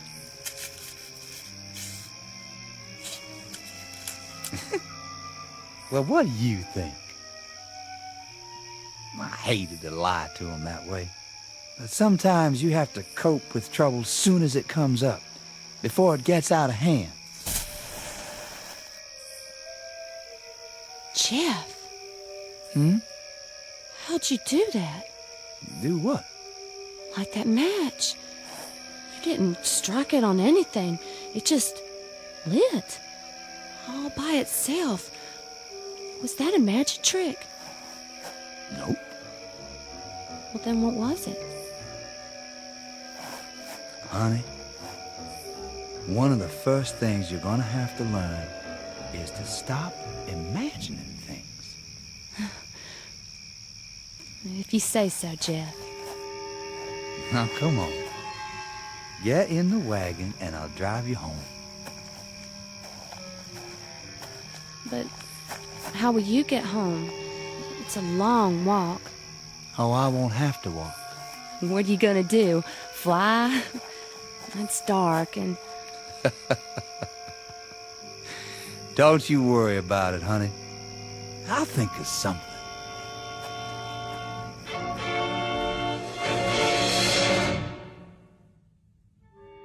You'll be relieved to know that Jeff and Comfort are still alive and happily married after all these years. According to the history books, their only son went on to become a United States Senator. He was considered an uncommonly shrewd politician who never lost an election. No one's sure where he is now, but from all reports he had a great influence on our national policies. Some say he continues to this day working quietly behind the scenes, using some rather special skills learned only in the Twilight Zone. The Twilight Zone continues in just a moment. You are about to enter another dimension, a dimension not only of sight and sound, but of mind, a journey into a wondrous land of imagination. Next stop, the Twilight Zone. Hi, this is Stacy Keach. I'd like to take a moment to tell you about our Twilight Zone website at twilightzoneradio.com. At twilightzoneradio.com, you'll find the latest information on these Twilight Zone radio dramas, including behind-the-scenes photographs, plus the newest product releases, trivia contests, ways to contact us, other Twilight Zone-related info and merchandise, plus links to other fascinating websites. So make your next stop twilightzoneradio.com. Visit twilightzoneradio.com to purchase these Twilight Zone radio dramas on cassette and CD, or call toll-free 1-866-989-ZONE. That's 1-866-989-9663.